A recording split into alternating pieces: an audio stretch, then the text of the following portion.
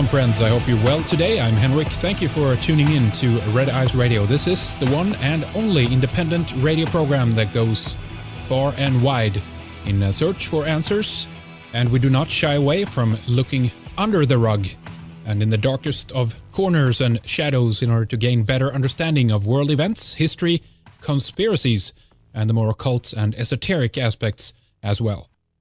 We have independent investigator, writer, and former journalist Ole Dammegård with us, who has been working hard on tracking the network of assassinators connected with Operation 40 that have been involved in some of the most high-profile assassinations in the world, from JFK to RFK and Olof Palme and a slew of other ones, both unknown and known.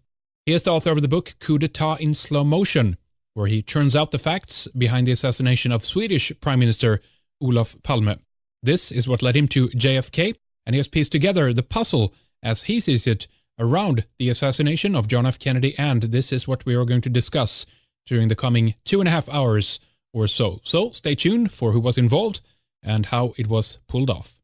Hello, Herr Dammegård. Welcome back. I hope you've been well since we last spoke and did our series earlier last year. It's good to have you back again, Ole. Thank you so much, Henrik. It's a true honor. Excellent. So you've been keeping on diving deep into the assassination, death squad trenches, really, with the JFK murder at the center of this as not only as a good example, but it's one of the most high-profile cases that I think a lot of people around the world actually have as a clear reference point when we do talk about assassinations. And then, of course, from this point, you've been continuing to branching out much into the same crowd and people that we did our series on last year on the Swedish Prime Minister Olof Palme and all the other murders and assassinations that have been, kept on going since then. So we're going to kind of continue in that vein here today, really, but we're going to focus a bit more on the JFK murder and really detail some of that. So just lead us into it, Ole, and we will kind of we'll branch off as we see fit here, and then we'll just get to all the things. I know we have a lot of exciting news and developments you want to mention to us today as well. Okay, thank you, Henrik. I'll be happy to do that. I just want to start to say that the reason why this assassination of JFK is so important is that it's so much more than just a murder in the early 1960s. It was a coup d'etat where a power elite made a violent overtake of the United States. And according to my research and many other researchers as well, this power elite have stayed in power to this very day, so that the people that were part of killing JFK to get rid of him so that they could take over are still the one running the show and are the ones that are pushing this world into this very dark and controlled place that they're trying to transform the world into. So I feel it's very important to expose this in great detail, so to be able to in that direction also expose what is going on today, so that we can stop this development into this dark, very scary place, and instead turn this world into this beautiful place that it's meant to be. So this is why I've spent, it's almost 30 years now, on trying to, in very great detail, understand what actually happened. And like I say, for me, it started in the early 1980s. The first time I saw the Zapruder film. The Zapruder film, for those listeners who don't know about that was an amateur film that was filmed by an amateur, and that showed the whole assassination, the few seconds when the American president was killed, in great detail. And through this film, it is very obvious that the final shot, the headshot, came from the front and to the right, pointing toward what is known as the grassy knoll, and not, which we're told by the official story, that it came from behind and upwards from the sixth floor and the Texas School Book Depository, where the so-called patsy, Lee Harvey Oswald, is supposed to have been shooting from. Right. So when I saw that, I really understood that, my God, this thing that we're being fed through media, there's something very wrong with that. And that after that, I think I read a couple of hundred books on the JFK assassination, and then from there I got more and more interested in the Robert Kennedy assassination, the Martin Luther assassination, and so on. Malcolm X, all the way back to Abraham Lincoln, and also back to the Roman times. And I started after a while to see a very clear picture of how these assassinations were carried out, almost like by a template. And then while I was getting more and more into this, the Swedish Prime Minister, Olof Palme, was shot dead in, it's almost, I think it's 28 years now, within a few days on the 28th of February. And to start with, I thought that we had a beautiful, great police in Sweden, that it was a democracy where you could trust the government, where you could trust the police and so on. But it didn't take that long before there was a lot of strange things going around this investigation as well. And after a while, I started seeing that the exact same template was being used in Sweden as had been used in the States or in Chile or in South Africa and so on. They were using the same template, how to commit or carry out an assassination on a very, very high level, and how to dupe the population into thinking that it was the work of a lone crazy guy. So once I started seeing that it was actually being used in Sweden as well, and I was able to even predict what the Swedish government or investigation was going to do, first I got really freaked out because I thought, oh my God, this turned my whole world upside down. But then after that, I started looking upon these assassinations from a much higher perspective, trying to see how on earth can they be so similar if they're not connected? And now, 30 years down the road, I've been able to find very clear trails and evidence that these assassinations, many of these major assassinations and so-called terror acts are being ordered by the same power elite, the same global power elite, and has been carried out by more or less the same hit team. And so this is what I would like to focus on this evening, to expose in great details this hit team, who they were, and also what actually happened in Dealey Plaza this Friday afternoon in 1963 when the American president was brutally slaughtered. Yeah, very good. So where would you like to begin, Ole? I would like to begin with maybe to just give a little background, because there's so many theories going on about, did Jackie Kennedy shoot him, or did the driver shoot him, or did whoever shoot him? Was it the mob? Was it the KGB and so on? The way to look at it, if I can suggest a good way of seeing it, is like, who has the power to get away with a thing like this? Who has got the power to cover it up?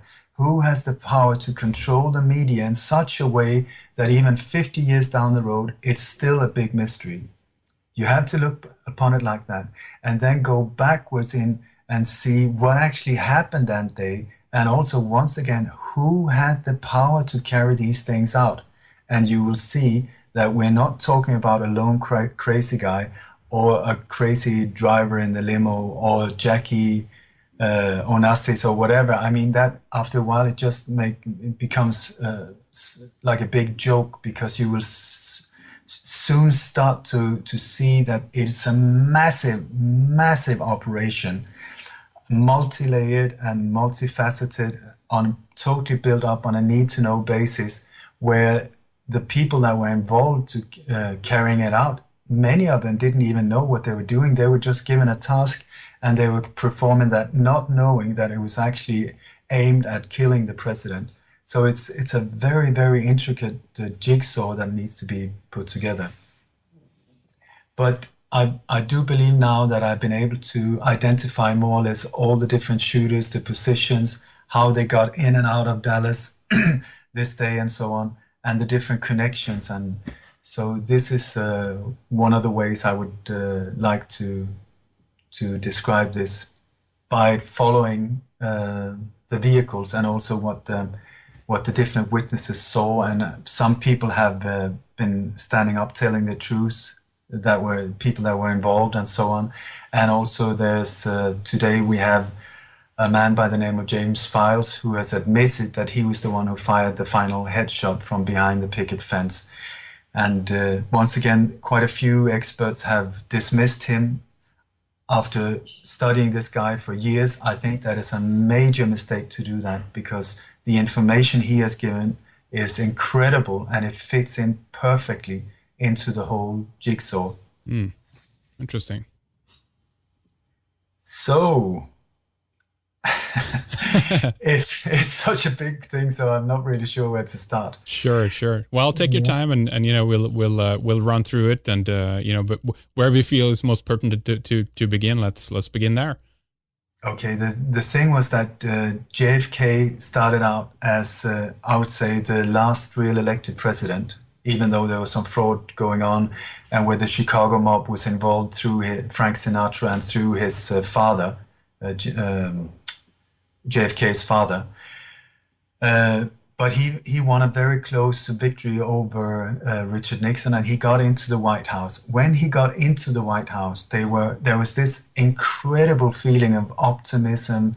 He was welcomed as a rock star. The whole White House was glamour, and there was this, like I said, this incredible feeling of hope and optimism, and let's change things, let's make them good, and all of these things. So to start with, everything worked out fine, and JFK was quite easily controlled by the global elite. They didn't have to manipulate him so much. But then came the Bay of Pigs invasion, the failed Bay of Pigs invasion, where in the early 1960s or the late 50s, where Fidel Castro had taken over Cuba. And what he did was that he came in there and he kicked out all the gambling houses, all the casinos, all the foreign interest from this island. And we're talking like multi big bucks here. We're talking about Havana being like Las Vegas and Atlantic City joined together. I mean, a massive point of income for the mob and also into the government and so on. So there was a lot of pissed off people that wanted to get rid of this man with a beard. And at that time, what they did was that before JFK was elected, President Dwight Eisenhower had decided to form to create a team of highly skilled assassins that could be used on a global scale, that could be sent right, left, and center to take out foreign leaders or whoever they had problems with. This task was given to his vice president, Richard Nixon, and the group that was organized was a group called Operation 40. Now, Operation 40 was mainly consisted of exiled Cubans that had escaped from Cuba. It was former police officers from the Air Force, from the military, and so on, that came filled with hate to Fidel Castro. So they were perfect. They were violent, disciplined people that could be pointed towards killing Fidel Castro, which they also tried several times. This group was then put together with people from the CIA. There were people like Ted Shackley, also known as the Blonde Ghost. He was super central in, I cannot say how many different assassinations globally. He's a very, very central figure in also the JFK assassination. Then you had David Atlee Phillips, also very, very high in the CIA. He later became the chief of covert operation for the Western Hemisphere. I mean, big time CIA. And E. Howard Hunt, who was also high up in the CIA, and who later was one of the Watergate burglars. These people were training and controlling this group. To start with, they were between 40 and 86 people that were trained in everything from guerrilla warfare and assassination techniques, blowing up things, shooting bazookas, you name it. They were trained to do it. Let me ask you, who did any of these have like military background, or were they later educated by the CIA, or was it a private organization that did this?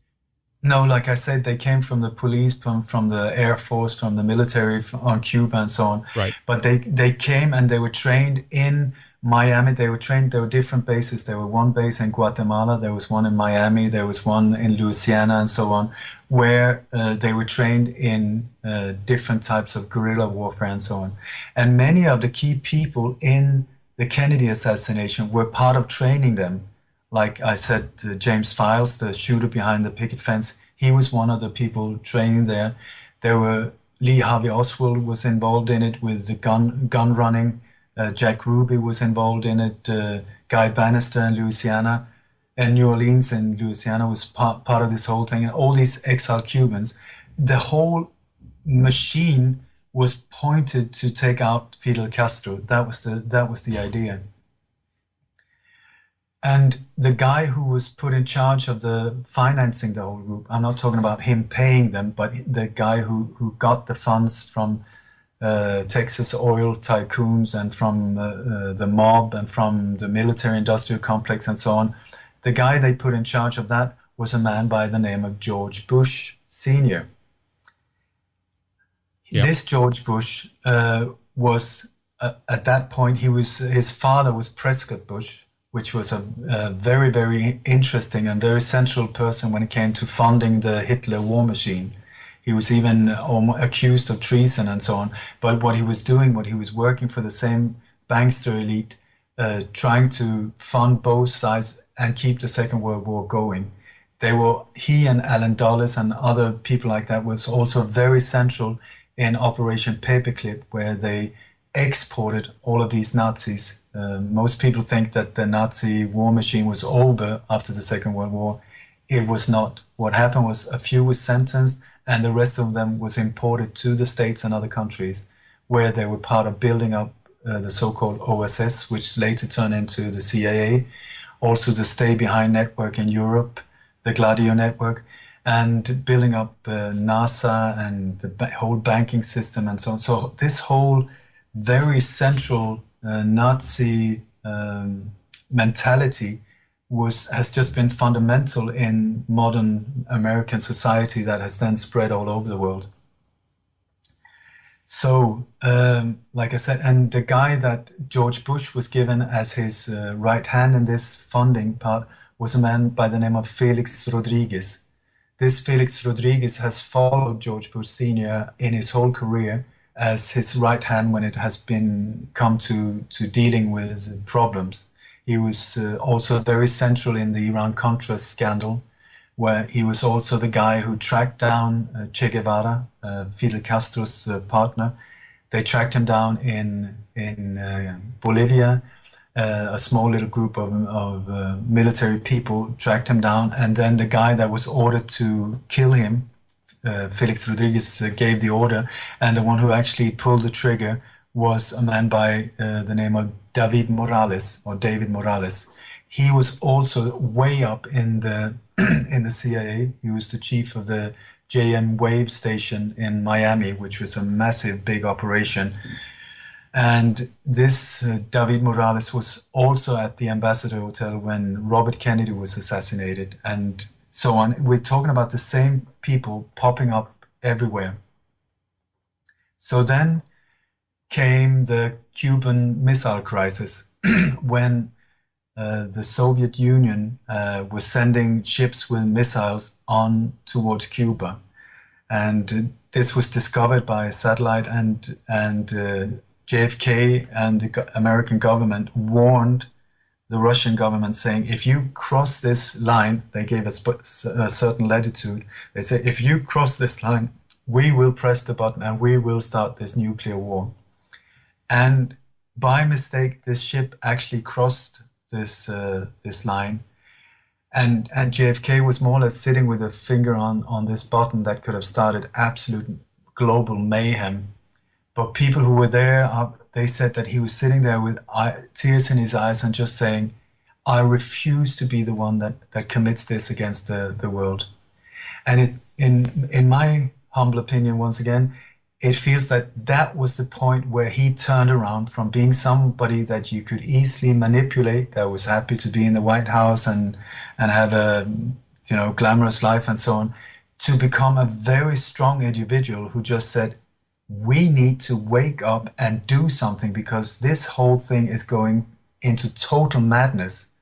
And from that point, suddenly he decided to crush the CIA into 1,000 pieces. He decided to withdraw from Vietnam, a war that hadn't even started really. There was only like some 16,000 advisors, American advisors there. But this war was so crucial for the drug export from the Golden Triangle to the Western world, especially to the States. Yeah. And also to get the war going, because the whole military-industrial complex was just like, go, go, go. Their agenda is death and destruction. They just crave for these wars. Yeah. He wanted to withdraw. He wanted to get out of the grip of the Federal Reserve, which is a super criminal institution that keeps the American people by the throat to this very day. He wanted to, there were many different reasons why they wanted to get rid of John Kennedy. Also, that Sam Giancana, one of the mob, the boss for the Chicago mob, he had helped JFK to get to power. And what happened was that once he was in there, suddenly he turns towards them. And instead of being grateful, he started hunting them down. And he put his brother, Robert Kennedy, as, what was his title? I can't remember, Attorney General. And right. they started like a witch hunt on the mob. And there was about 700% more convictions within just a year or two. There were like thousands of mobsters being put away. So the whole mob situation in the States was getting into a real panic. People like Meyer Lansky, Santos Traficante, Sam Giancana in Chicago, and Carlos Marcello in Louisiana and so on, they were all freaking out saying, we need to stop this guy. It's getting totally out of control. So JFK was pissing off a lot of people. So somewhere down the line, it came to a point where there was an order given that we need to take this guy out. Who gave that order? Nothing has been written. We're back to this total compartmentalizing, you know, where everything is just taken apart so that nobody can be traced back.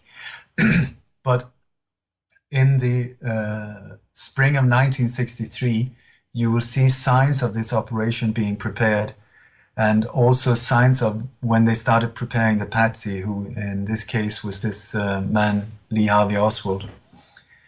And what they tried, there were different places they wanted to try and hit him. There are three places: Miami, Chicago, and Dallas. These three. Chicago, they let go of because it was too close home for Sam Giancana and so on. I think they tried in Miami, but they failed. And then it came to Dallas. And Dallas, in this case, was the perfect place to commit a thing like this. Because in Dallas, you were in oil land, you know. And Vice President Lyndon Johnson, who was also very much involved in this assassination, he had all the contacts there. And they managed to get Kennedy down to Dallas through a governor called John Connally. Now, John Connally, he was in the limo when the limo was being shot at. But he was a very old friend of Lyndon Johnson, the vice president. They went way back, and I think it was in 1948, there was quite a big scandal where there was some fraud going on in an election that Lyndon Johnson won. And it turned out that I think they used votes from dead people or whatever it was. There was a couple of hundred votes that came out of nowhere. And the campaign manager at that time was no one less than John Connally. So these guys goes way back. And also in Dallas, that is also where the Bush family was located in Texas as well. And the oil tycoons was from that area. Also, what JFK had done, he had fired some of the holy cows in the CIA, people that was absolute untouchables. He had fired Allen Dulles, General Charles Cabell, and some other people. And this Charles Cabell, his brother was the mayor of Dallas, meaning that they could control it from that part as well. And also involved in this assassination was the chief of the FBI, J. Edgar Hoover. The night before the assassination, there was a secret meeting at a ranch, Clint Murchison, he was an oil tycoon as well, just outside Dallas. And at that meeting were different oil tycoons, like I said, Clint Murchison, there was H.L. Hunt, there were J. Edgar Hoover flew in just for that, and Lyndon Johnson was there as well. And that was where they took the final decision that he needs to, there's a green light, we're taking him out. So now if you look at what happened, let's see what happened that day once they arrived. There were 3 different places in Dallas that was prepared for an attempt to kill him. There was the airport, there was the Trade Mart where he was supposed to give a speech, but also there was the route on the way. And what was done was that there was this perfect place called the Dealey Plaza where they could manage to get the motorcade to make a very strange turn. First a 90-degree turn and then a 120-degree turn to the left, slowing the whole motorcade down to a very, very slow rate, meaning that so much easier to get a nice hit from different sides. But it was much more than that, because also the Secret Service, all the agents were called back. Normally they were standing on the sides of the limo or on the back of the limo. They were called back, and so they were in the follow-up car. All the motorbikers, the police, motorcyclists were normally should have been like 6 or 8 on the sides. All of them were pulled back. Normally the limo would have a bulletproof top on. That was taken off thanks to that the weather was okay. And they tricked JFK into saying, oh, you should really have this roof on, you know. It would be a major risk to take it up. They were sort of going for his male proud ego, saying, because he was often one of these people that are saying that I don't care, I am the president, I will go and shake hands with normal people, I don't want to have my bodyguards around me and so on. So they tricked him into accepting that the bubble roof was taking off. Also, normally the president limo was placed in the middle of the motorcade so that there would be cars, lots of cars in front, lots of cars behind. And normally the press car would be right in front so that they could film the whole, whatever was going on. And he would have his own doctor nearby.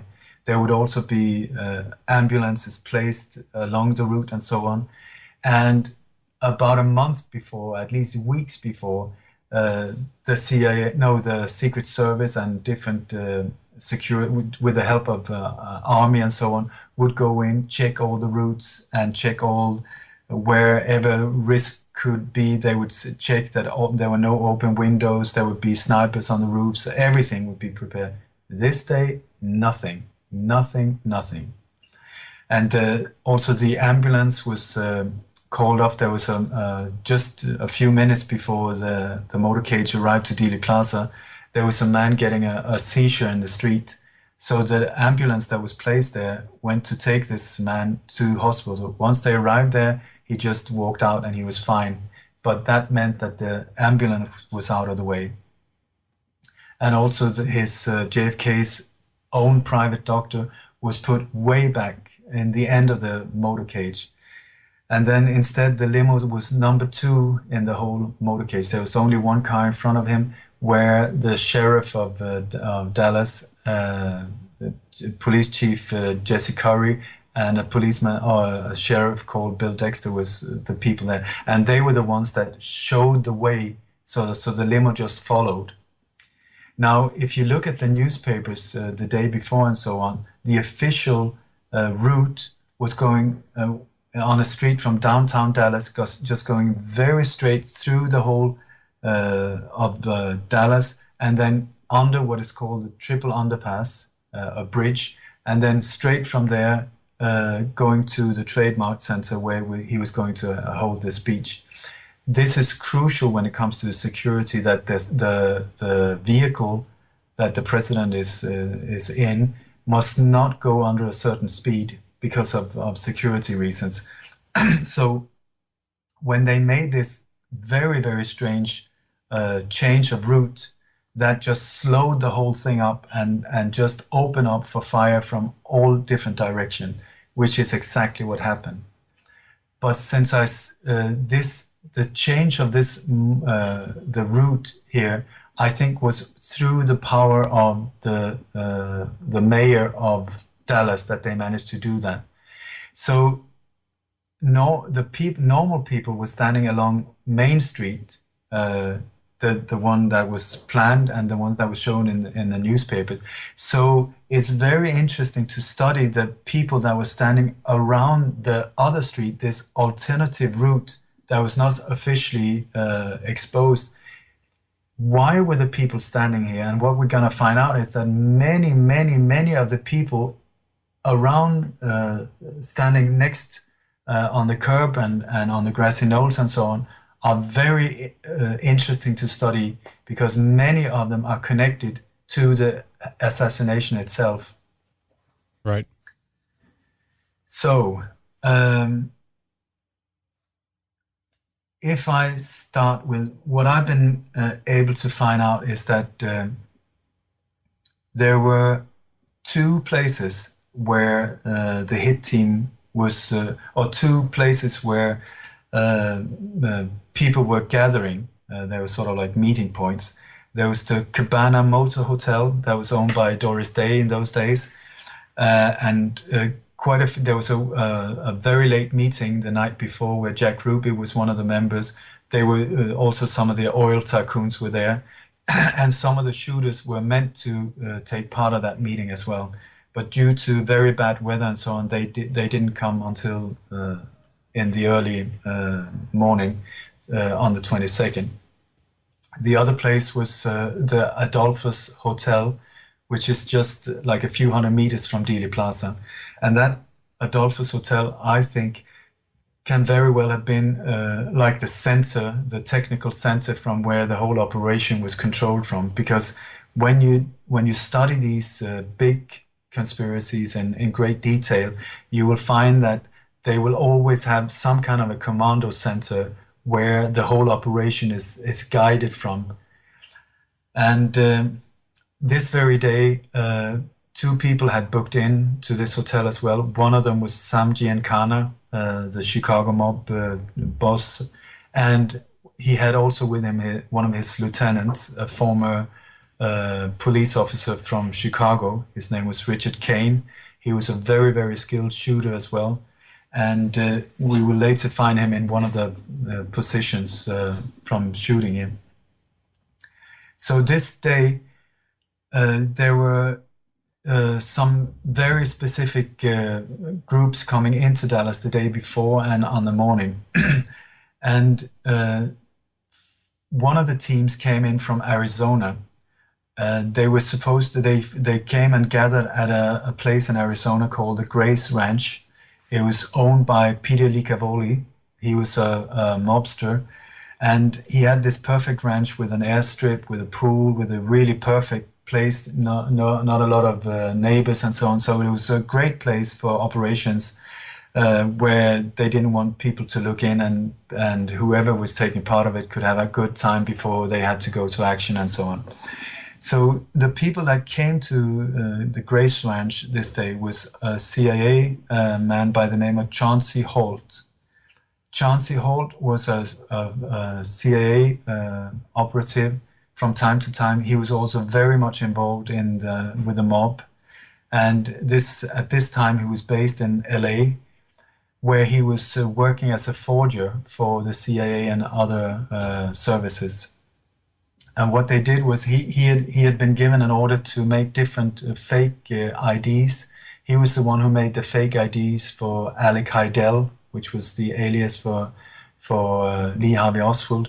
He also made different IDs for Lee Harvey Oswald with that name, but he was given an order to make a bunch of fake Secret Service IDs, these shields.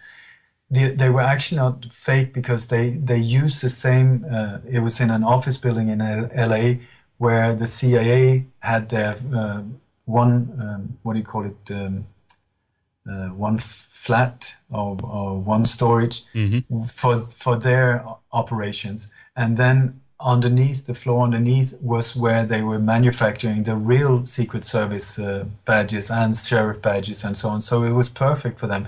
They could just get the order from downstairs, fix the name, and just get them delivered. So they were actually real IDs, but fake, if you understand what I mean. Right. So he was given the task to get this bag of fake Secret Service IDs, and the task was to deliver them to Dealey Plaza. He was going to deliver them to a man by the name of Charles Harrelson, or if he was not there, then he was going to go to the parking lot behind the Texas School Book Depository, and there was supposed to be a green pickup there where he was just supposed to put these things on the back of the pickup and just leave them.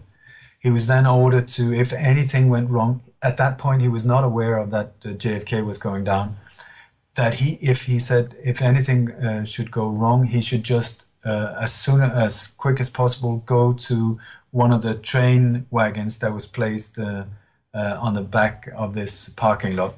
It was one of the wagons was with the number 22. It looked like it was locked, but it wasn't. There was just so he could open up that and then wait inside, and then this train would just pull out, and that would be a perfect getaway from the site. So that was his task. Another man that came to this Grace Ranch, his name was Charles Chucky Nicoletti. He was one of the hit team, or the major hitmen for Sam Giancana, the Chicago mobster. A very quiet, sophisticated man, very, very brutal, and a skilled shooter as well.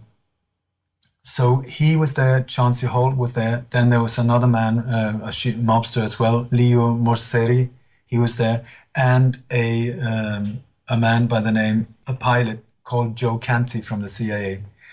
Now they were supposed to take a Cessna from the Grace Ranch and fly to Dallas, but it turned out that once they started loading all the weapons they were bringing, it was just too heavy with all these bags and 4 people. So they had to change the plans and instead take an old Oldsmobile. This was an Oldsmobile from 1959, blue and white, as far as I'm able to find out. And so they took this car and was driving to Dallas, but due to some very, very rough weather during the night, and also the car broke down, they got delayed and they didn't make it to Dallas until dawn. Otherwise, they were planned to go to the Cabana Motor Hotel, and I believe they were supposed to be part of this meeting, or at least meet up with some of the people there. So that's one car coming in. We have another car coming from Miami. There are 2 cars. In these cars that was also loaded with weapons were other members of Operation 40. There were people, as far as I know, there were a man, CIA, and also Operation 40. His name was Frank Sturgis. Right. He was later involved in the Watergate burglary and also in many, many operations. There was a woman called Marita Lorenz. She was the former mistress of Fidel Castro, and because of that, the Operation 40, through Frank Sturgis, they managed to get her on their team to try and take him out. But that failed, and anyway, so she was part of this operation. She didn't know either what was going on. As far as I know, there was another man closely related to Operation 40 as well, a mercenary called Jerry Patrick Hemming, and 2 brothers, exile Cubans, part of Operation 40, called Ignacio Novo Sampol and Guillermo Novo Sampol. These 2 cars was driving towards from Miami towards Dallas some days earlier. And it was from one of these cars that a woman by the name of Rose Charamain, who used to work for Jack Ruby in his nightclub, she was beaten up and thrown out as being dead, or thrown out at least from one of these cars and left next to the road. This is the woman. When you see the JFK movie, in the beginning, there's this woman lying in the hospital just saying, "My God, they're going to kill JFK. You need to stop them. They're going to Dallas to shoot him," and so on. This is the woman. And this woman was later killed in a hit-and-run accident after she had started talking too much. Right. There's so many of these people, witnesses or people involved and so on, that has met a very, very violent death. Yeah. Okay, so also there was a plane coming, a DC-3 from Miami this morning as well. It was flown by a CIA operative, or he was the co-pilot. His name was Tosh Plumlee. He used to be part of Operation 40, but this morning he thought, at least that is what he says, and I believe him, he thought that they were flying in an abort operation, an operation to abort this assassination attempt. On this plane there were 2 or 3 Cubans. There was a man called Sergio, and also there was somebody they called the Colonel. This Colonel, his real name was Johnny Rosselli, and Johnny Rosselli used to be a hitman for Al Capone. He later then got higher up in the ranks and became the liaison between the Chicago mob, the government, and the CIA. He was sort of the guy in between. He had loads of connections. Exactly. Wasn't he kind of the interface also between some of the Jewish mob in Hollywood and the Sicilian mob out of Italy? He was like the guy in between. Maybe I'm mixing him up with another one, but some of these people are interesting because you might think that there are some interlocking or groups here who would have, different interest basically, and they would be at war with each other. But then some of these characters come along that kind of, they bridge these groups and they begin to work towards a common goal, shall we say. Yeah, I wouldn't say he's exactly the guy you're talking about, but he was involved there as well. And it's just like you say, it was at this time, during these years, that they started working together. And he was one of the guys who helped to build the network. He later ended up in a barrel chopped up with a chainsaw. When he started talking too much. That's right. Actually, sorry, just a quick intro. I think Meyer Lansky would fit that profile a bit better, actually, as an interface between those two groups. But go ahead, Ole. Yeah, but like I said, Johnny Rosselli was the go-between man, and he knew Meyer Lansky, he knew Carlos Marcello, and these, so he was the guy with all the contacts, also with the whole Hollywood, Frank Sinatra, the Rat Pack, and also when it came to around Marilyn Monroe and so on. Yeah. Some of the people who were part of the Kennedy assassination were also the ones that carried out the assassination of Marilyn Monroe. And anyway, so then there's another car coming in. I know there's a lot of researchers that don't agree with me about this one, but as far as I know, this is what happened. Santos Traficante, one of the other mob chief bosses, the whole idea was that everybody should supply shooters. Every single one that was involved should supply shooters as well, so that nobody could point a blaming finger at anyone else. Everybody should dip their hands in blood, just like when they killed Julius Caesar. And Santos Traficante, he decided to go to use his connection in Marseille in France, and through them get some skilled killers flown in, because it's super good to use foreign people with no connections, no anything, which would be extremely hard to track back towards them. And one of the people that they flew in they flew them from Marseille to Mexico City, and then from Mexico City they stayed there for a few weeks. Then they were driven up to Brownsville, and on the other side of the border, they were picked up by a member of the Chicago mob who spoke Italian to them and drove them to Dallas, where they were staying in a safe house until the time came for the assassination. I would strongly suggest that this is the man that goes under the name of Badgeman. Mm-hmm. Also Black. He's also been called Black Dog. His real name was Lucien Sarti, and he was an extremely skilled assassin, very, very daring, very, very careless, almost like he was feared by some people because he was so careless, he was so fearless but even though that made him dangerous to trust, it also made him one of the absolute best assassins because he just took care of business. He didn't care about the risks, he got the job done. Right. I think that after the assassination, this team, there are some theories saying that the other two that was in this car from Marseille, the name was Savour Pronti and Roger Bocomoni. I'm not sure about how you pronounce these names, but these three were the ones that were driven to Dallas, to this safe house. The French names? French names, French killers, yep. French everything. Yep. And after the assassination, they were flown out to Toronto. I think a possible pilot for that was a man by the name of Jules Rico Kimball, who was later also involved in on the hit of Martin Luther King. And then from Toronto, they were flown to Marseille. They were later flown to Argentina, where they were paid in heroin. And this heroin was then changed by, I can't remember his name now, but changed into cash there. So, okay. So is this getting boring, or is it too confusing?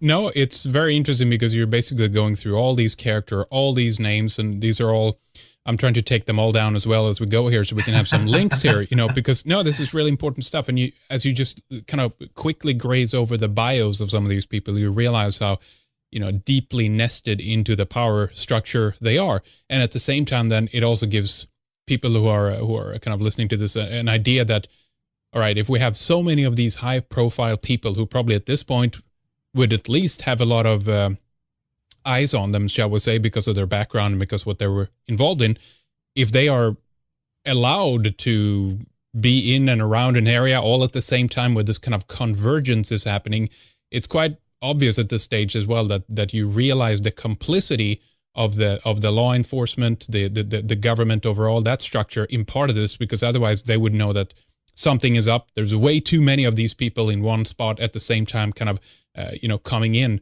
So that shows this general idea as well that we have a lot of different people in high places who are agreeing, shall we say, about what is to occur.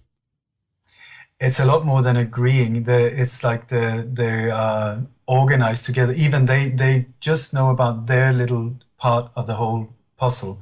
And one standard thing in these operations are that very often there are more than one operation going on at the same time, it's deliberately made like that so that if someone like myself come and start to try and figure out what the hell happened, it's going to point all over the place. So that is part of the whole structure, that there are different teams, different agendas going on at the same time. Yeah. But if you remember this green pickup truck that I told you about earlier, that was supposed to be parked on the parking lot behind the picket fence, that just an hour or 45 minutes before the assassination, there was a female witness by the name of Julianne Mercer who saw a green pickup that fits the description perfectly. It was parked just below the grassy knoll up on the pavement, and somebody was taking a rifle off the back of the pickup, just walking very slowly up towards the Texas School Book Depository. And so Julianne Mercer, she thought, oh my God, the Secret Service, they're not that secret, because she thought it was done so openly And she looked up the hill, you know, on the triple overpass. There were some police officers there standing, talking, and so on. So she thought there must be Secret Service. But the man that was behind the wheel was somebody she identified the day after the assassination as Jack Ruby. Mm. Okay, so Jack Ruby was here driving this pickup that later turned up on the parking behind it. There's one very central person as well, at least one. His name, I mentioned him before, his name is James Files. Now, James Files was, he is the guy who claims to be the shooter from behind the picket fence. And like I say, I really, really tried to find things that he was lying about. But the only lies that I've been able to point him down with are when he's lying about other people that were part of it that are still alive. Because even though he's a very man of a lot of brutality and violence, he's also a man of great honor, a high codex of honor.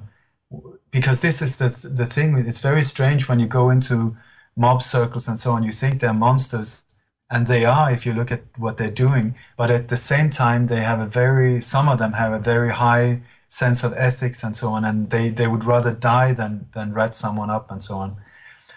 Anyway, this James Files, he's not just anyone, because he grew up in Chicago. His name was James Sutton during those years, and when he was 16, his sister got murdered. He took care of business by blowing the head off the guy who murdered her with a shotgun, and then he left the country and went into the military. Before he was even 18, he was part of the 82nd Airborne Division, the paratroopers, and he was very skilled. I mean, they saw right away that he had a lot of potential. So he was sent to Laos, and so he was one of these 16,000 so-called military advisors that was there. And what they did was that they were doing a lot of training of the local troops, but also seeing, not being aware of it, but they were also taking care of a lot of this thing with the drugs in and out and so on. And what happened at that time was that there was a situation where he had to show his loyalty to the Laotian army. And the way he did it was by executing 2 of his people, his own people. He did that with headshots. And from that day on, headshots has been his signature. After that, he was sent home to the States, and he was put in a military hospital.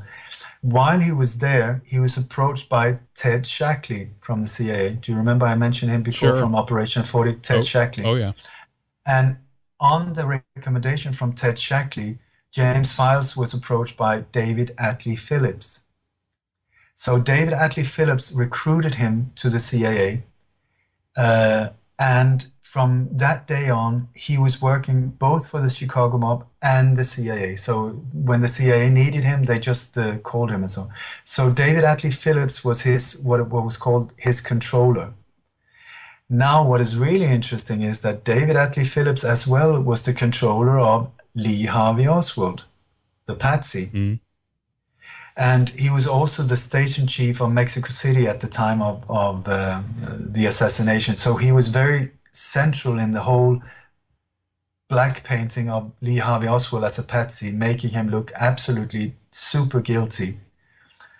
So this David Atlee Phillips, he's super central in this whole thing. Anyway, James Files was, like I say, he was recruited by the CIA, but at the same time, once he got back to Chicago, he was Chucky Nicoletti, if you remember him, the hitman from Sam Giancana's hitman that came from the Grace Ranch and drove to Dallas.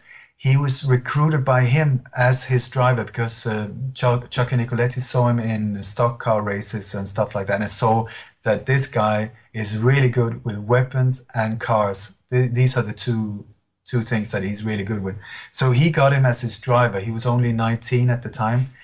And so the two of them were working all the time. You never saw one without the other. And so they did a lot of different killings in Chicago and so on. But this day, when it came to the hit in Dallas, James Files was only supposed to be there as a driver and a deliverer of the weapons and so on. So 5-6 days before the assassination, he drove down alone from Chicago to Dallas, and he was driving in a 63 Chevy Impala. It was burgundy, and with gun racks built in the seats. And there was about once all the gun racks were filled, there was about 40 weapons in the car, including hand grenades and so on. Incredible, with rotating. They call it a work car. Rotating number plates and bulletproof sides, and the thing taking out of the old movies, that type of car. Right. Yeah. Very, very powerful engine as well. So he drove down to Dallas, and when he came to a place called Mesquite, just outside Dallas, and he stayed overnight at a place called the Lamplighter Motel. What he did then was that when he arrived, he made 2 phone calls. One to Chucky Nicoletti, just saying, "I'm here." And the other call was to David Atlee Phillips, again, just saying, "I'm now in position, I'm here." Okay. What happened the very next morning was that no one less than Lee Harvey Oswald knocked on the door. And Lee Harvey Oswald had been asked by David Atlee Phillips to show him around, to show James Files around, learning about Dallas, learning about the routes, the streets, and he also took him out to a place on the outskirts of Dallas where he could test shoot his different weapons, calibrate the sights, check out the ammo, and so on. This is a bit intricate because Lee Harvey Oswald was a patsy. At the same time, he was involved in the whole assassination, but I truly believe that he was involved. He was duped into believing that he was part of stopping the killing of the president, that he was there to infiltrate the assassination team, but that his task was to stop it. And that when you see what happens before the assassination, there's some secret telegrams being sent to the FBI saying that there's a hit going down in Dallas. They're gonna go for JFK. The different interviews police takes, they rip off all the notes, they flush them down, they burn them, they don't record anything. Yeah. And this is the reason, because he knows so much and he cannot be allowed to talk. So anyway, and don't leave any paper trail. Obviously, you don't want anything of that to be found out. Yeah. No paper trail. What James Files says that they spoke about everything except the assassination, and this is standard procedure as well. When you speak to killers on this level, even though they know that somebody else is involved in it, or they know that there's nothing, they never mention it. They just nod to each other, sort of knowingly, but it's never mentioned. There's no question asked. There's no nothing, because if you start asking questions, you will not be living that long, in these surroundings. It's very dangerous to start sniffing around and being too nosy, and everybody is aware of that. So they just do their part and forget about the rest. Yeah. But what James Files says, that the morning when Lee Harvey Oswald came to the Lamplighter Hotel, he was driving a blue Ford Falcon, 57, I think, somewhere between 57 and 61. There's a black Ford Falcon that is very central in the assassination. And just a suggestion, in these operations, sometimes a paint job is part of it. It's very easy to repaint a car before or after. And I would suggest this is a possibility that it could be the same Ford Falcon that is observed later on. Because what happened was that in the parking lot behind the school book depository, or to the side of it, there was like a watchtower where a man working for the railroad, his name was Lee Bowers, he was sitting there observing this area before the assassination. And one of the things was he saw 3 different vehicles driving around, coming into the parking area, driving around, cruising around like they were checking out stuff. And the first car he saw came in from Elm Street in front of the school book depository and then circled around, it cruised around like 3-4 minutes. So he was looking at it, and it was a black Ford Falcon, most probably from 1957. It had Texas plates, and he saw there was a man inside that talking in what he thought was a microphone.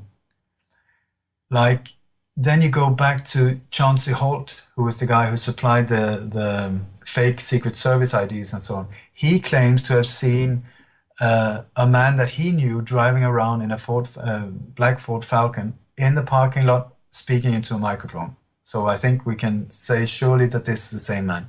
He identified this man as Aldo Vera Serafin.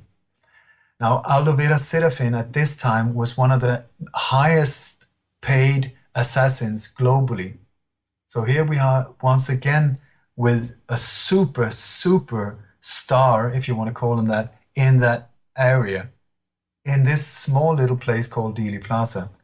And when you look at it, like you speak to James Files or other people like that, they say it was like an old boys reunion. Right. Everywhere they looked, they recognized people. And in Dealey Plaza this day, there were people like Orlando Bosch, who is also called Dr. Death.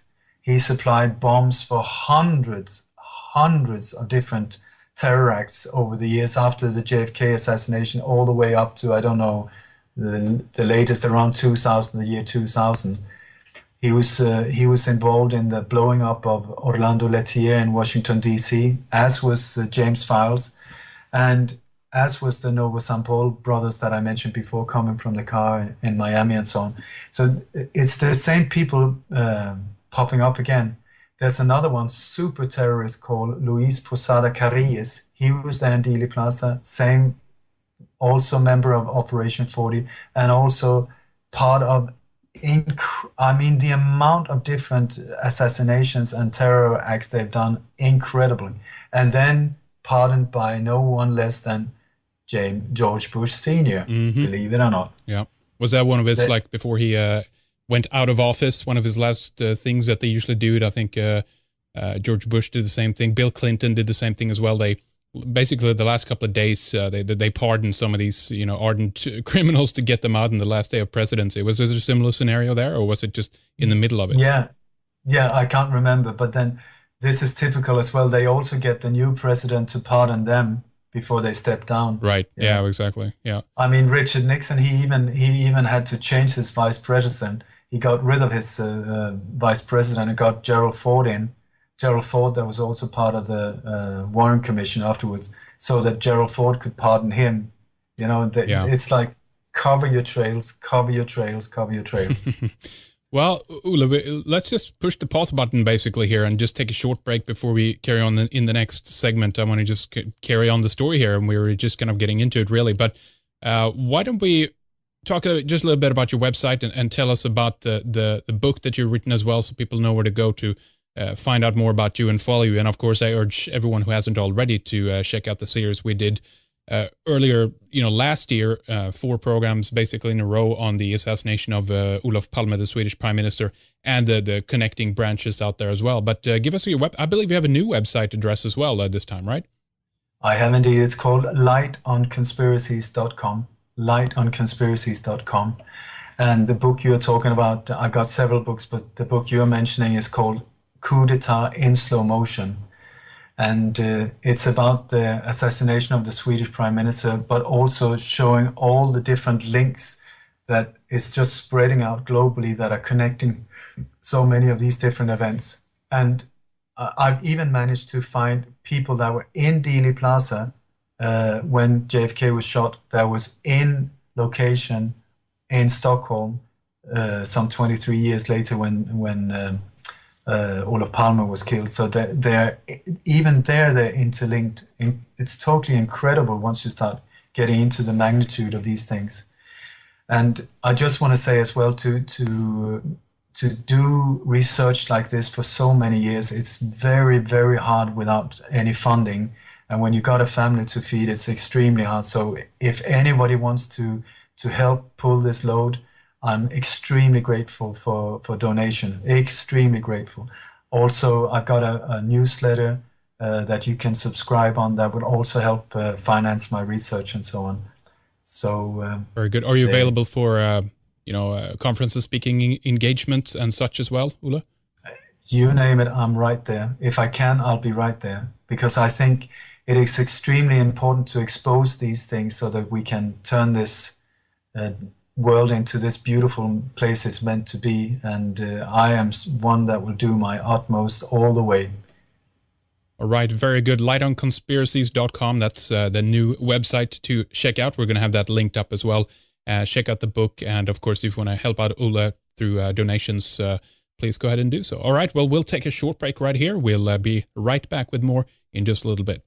And welcome back, everybody. We are talking with Ole Dammegård about the JFK assassination and the Death Squad network. And we've been running through basically many of the names, many of the, the people that you basically can go and read more about, and again, discover just how well connected they are into the greater criminal, the organized criminal network. It's just extraordinary to just, run through some of these names quickly and kind of see what they've actually been involved in as well. But why don't we just pick up the story, Ole? I mean, there's much more to it, but basically where we left off, you were talking about this all the boys network basically coming together, having a reunion of sorts back in Dallas. So let's just continue from there. I think one of the reasons why this assassination is very interesting and important to understand how it was carried out and to study it in great detail is that it's actually been used ever since as a training example for CIA operatives and for military snipers and so on, of how to carry out a political assassination on a high level. So it's been used as the template. And this is also why, once again, I think it's extremely important to expose what was going on there so that we can see what's going on nowadays. Because, once again, it's the same power elite behind this one that are still in power. All these white-haired guys in the White House and other places, they didn't just pop up out of the ground. They have a long life before them, and they have spent many years proving their loyalty to the cause by doing not very clean things. Many of them. Very ugly stuff going around. Yep. Oh, yeah. So if we go back to Lee Bowers was a man that was working in this like a little tower, watchtower, on the parking lot behind or to the side of the school book depository. And what he saw was he had a clear view down towards the picket fence and down towards the street where the motorcade was about to appear. Like I said, he saw 3 different cars coming in from 20 minutes before the assassination up until the assassination itself. The first was a black Ford Falcon, and we identified the man driving it as Aldo Vera Serafin, a highly skilled, very highly paid assassin. I think I said his name, Aldo Vera Serafin. Was that actually his name, Seraphim? Yeah, that's his name. Interesting. He was later brutally murdered as well. Because that means, I just kind of rich symbolic note that, but that basically means a branch of the archangels, one of the thirds that fell from the heavens, and they actually, some of the angels in that classification was like Beelzebub and Lucifer and everything else, and it's actually a Swedish order that's given to foreign people, I believe, by the King of Sweden today. That's called the Order of the Seraphim. So that's just an interesting note, actually. Yeah, even the Lisbeth Palmer was given that, as far as I know. Oh, really? That was probably when they still gave it to people within Sweden. I know at some point they started shifting over, just giving it to foreign people for some reason, but that's interesting, right? Yeah, really. And you can ask why she was given it by all people. Well, exactly, of course.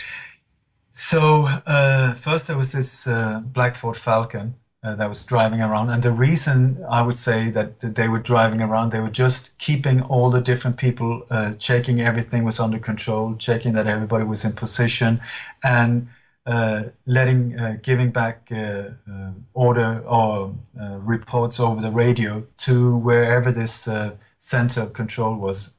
My personal theory is that was at the Adolphus Hotel. And if you look at,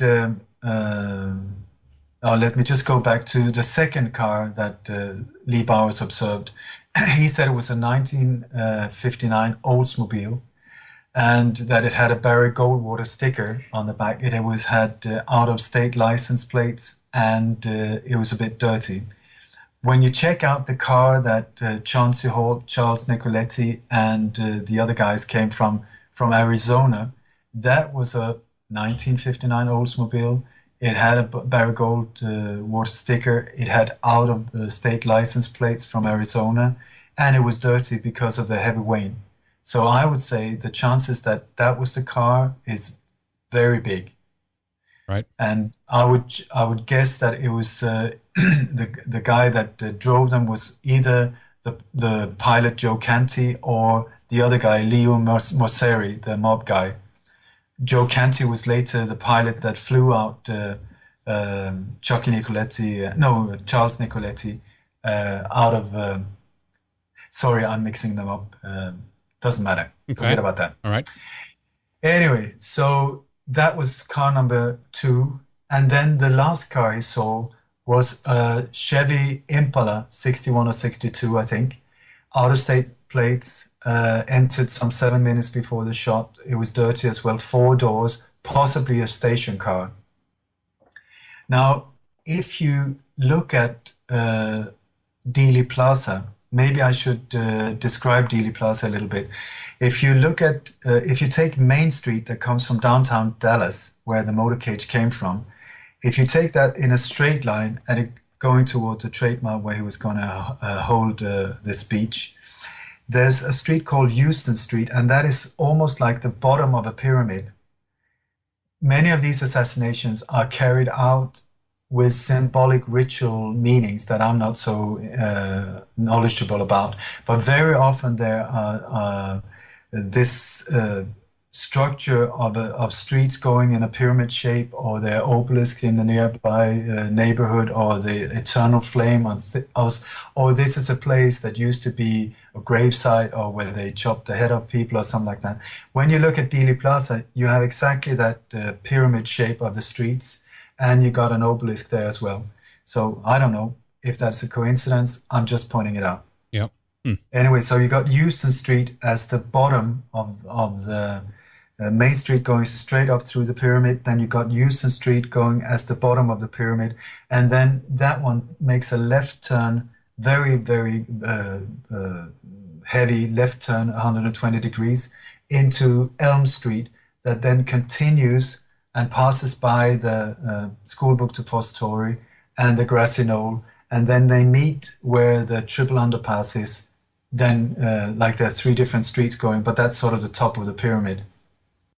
So the motorcade was supposed to go straight forward, but what happened was instead when it came to Houston Street, it made a 90-degree turn to the right and then a 120-degree to the left.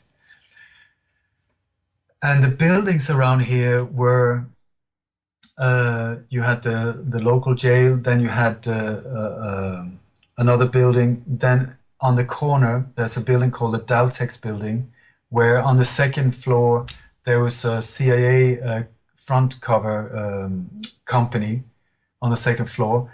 And then you had the School Book Depository on the corner between Houston and Elm Street.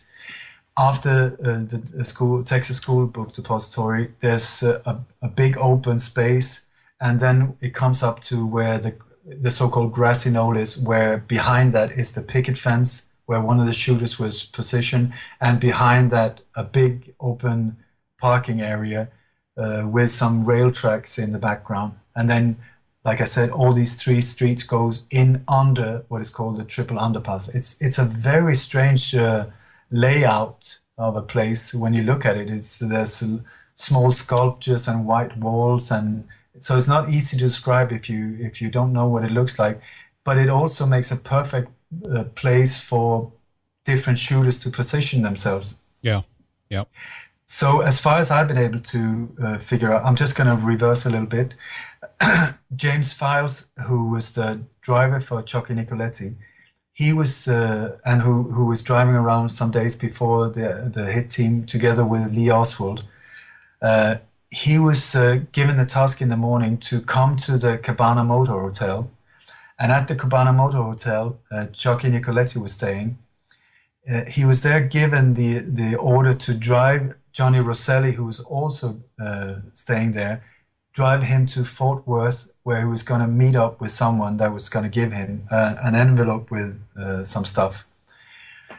When James Files picked up Johnny Rosselli, he noticed another guy that he knew, a mobster from LA called Hale Brading. Hale Brading, we're going to come back to later on. He drove Johnny Rosselli to a pancake house just in the outskirts of Fort Worth. And there, Rosselli asked him to sit in the background and just cover him if something bad should go down. So he parked outside and then came into the restaurant, and James Files positioned himself so that he could easily shoot whoever if there was any type of problems. The man that came in and sat down together with Johnny Rosselli was Jack Ruby.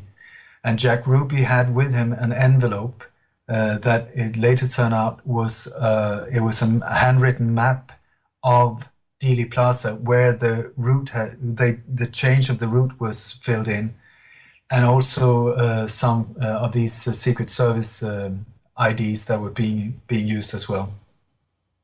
So they drove back, and when they came to the Cabana Motor Hotel, he waited for Chucky Nicoletti to come down. So Johnny Rosselli left the car and Nicoletti came back. After that, they drove down to Dealey Plaza, and about an hour before the assassination, like I mentioned before, there was this second plan going on about aborting the whole operation. It seems like one part of the CIA had found out that this hit on JFK was going down, and they wanted to stop it in any way possible. So they had given the orders, abort the operation, abort. But Chucky Nicoletti, when he was told that, he said, no way, the only one that can call this off is Sam Giancana, and he says, go, go, go. So Chucky Nicoletti said, we're doing it anyway. Johnny Rosselli, though, who was the connection with the CIA and the mob, got a bit cold feet. So he said, I don't want to be part of this. I can't do the shooting. At that point, Chucky Nicoletti made contact with James Files and said, how would you feel about backing me up on this one? And Files, who said that Chucky Nicoletti was one of the men he admired most in life, he said this Nicoletti guy, he could walk on water. I mean, he really treated him like, he speaks about him so highly, I tell you. He always calls him Mr. Nicoletti, never anything else than that. He said, I would be honored to do this. And he had, James Files, for him, it was just another hit. He didn't care. And also, he had a lot of friends who died in the Bay of Pigs invasion, and the whole surroundings that he was living in hated JFK. So he was fine with shooting me. He didn't care at all. Right. So he positioned himself behind the picket fence, and Chucky Nicoletti went into the Daltex building. Now, Rosselli and Nicoletti, they needed somebody to let them in into the Daltex building. So what they did was they had Files park the Chevy Impala outside the Daltex, on the back of the Daltex building, and he reversed it so that they could easily just slip into the car, put the weapons in the trunk, and so on. So that car was parked by the Daltex building. And then this Hale Brading, the Chicago mobster from LA, he was the guy who opened the back door and let them in. So Rosselli and Nicoletti went in that way, and in there they were met by a man called Nestor Izquierdo, a black mercenary guy who was very closely connected to Operation 40. He was the spotter in there. And then as far as I and some other researchers have been able to figure out, also George Bush Sr. was present in that building, in that room when the shots were fired. So there were 4 people there. And when you see, often these teams have one spotter, one shooter, and sometimes one breakdown guy, what they call, and this person's, his task is to take apart the weapons and transport them away from the site, away from the shooter. The shooter should only focus on shooting and hitting. That's the main thing. The spotter, his job is to check that everything is okay, that there's no trouble coming in, that also that there's an escape route, that so he has to keep the clearance. And if there's a breakdown guy, he will also take care of any shells or anything like that. So some of these teams had a breakdown guy, others they only had a spotter. So that was the Daltex building.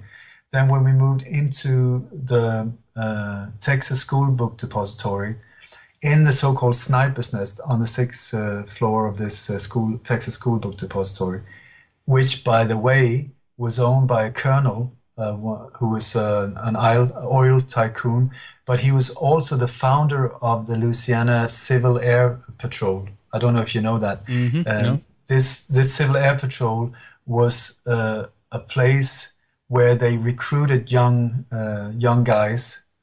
One of the people that was in charge of this was a man by the name of Dave Ferry, who was also very central in the JFK assassination.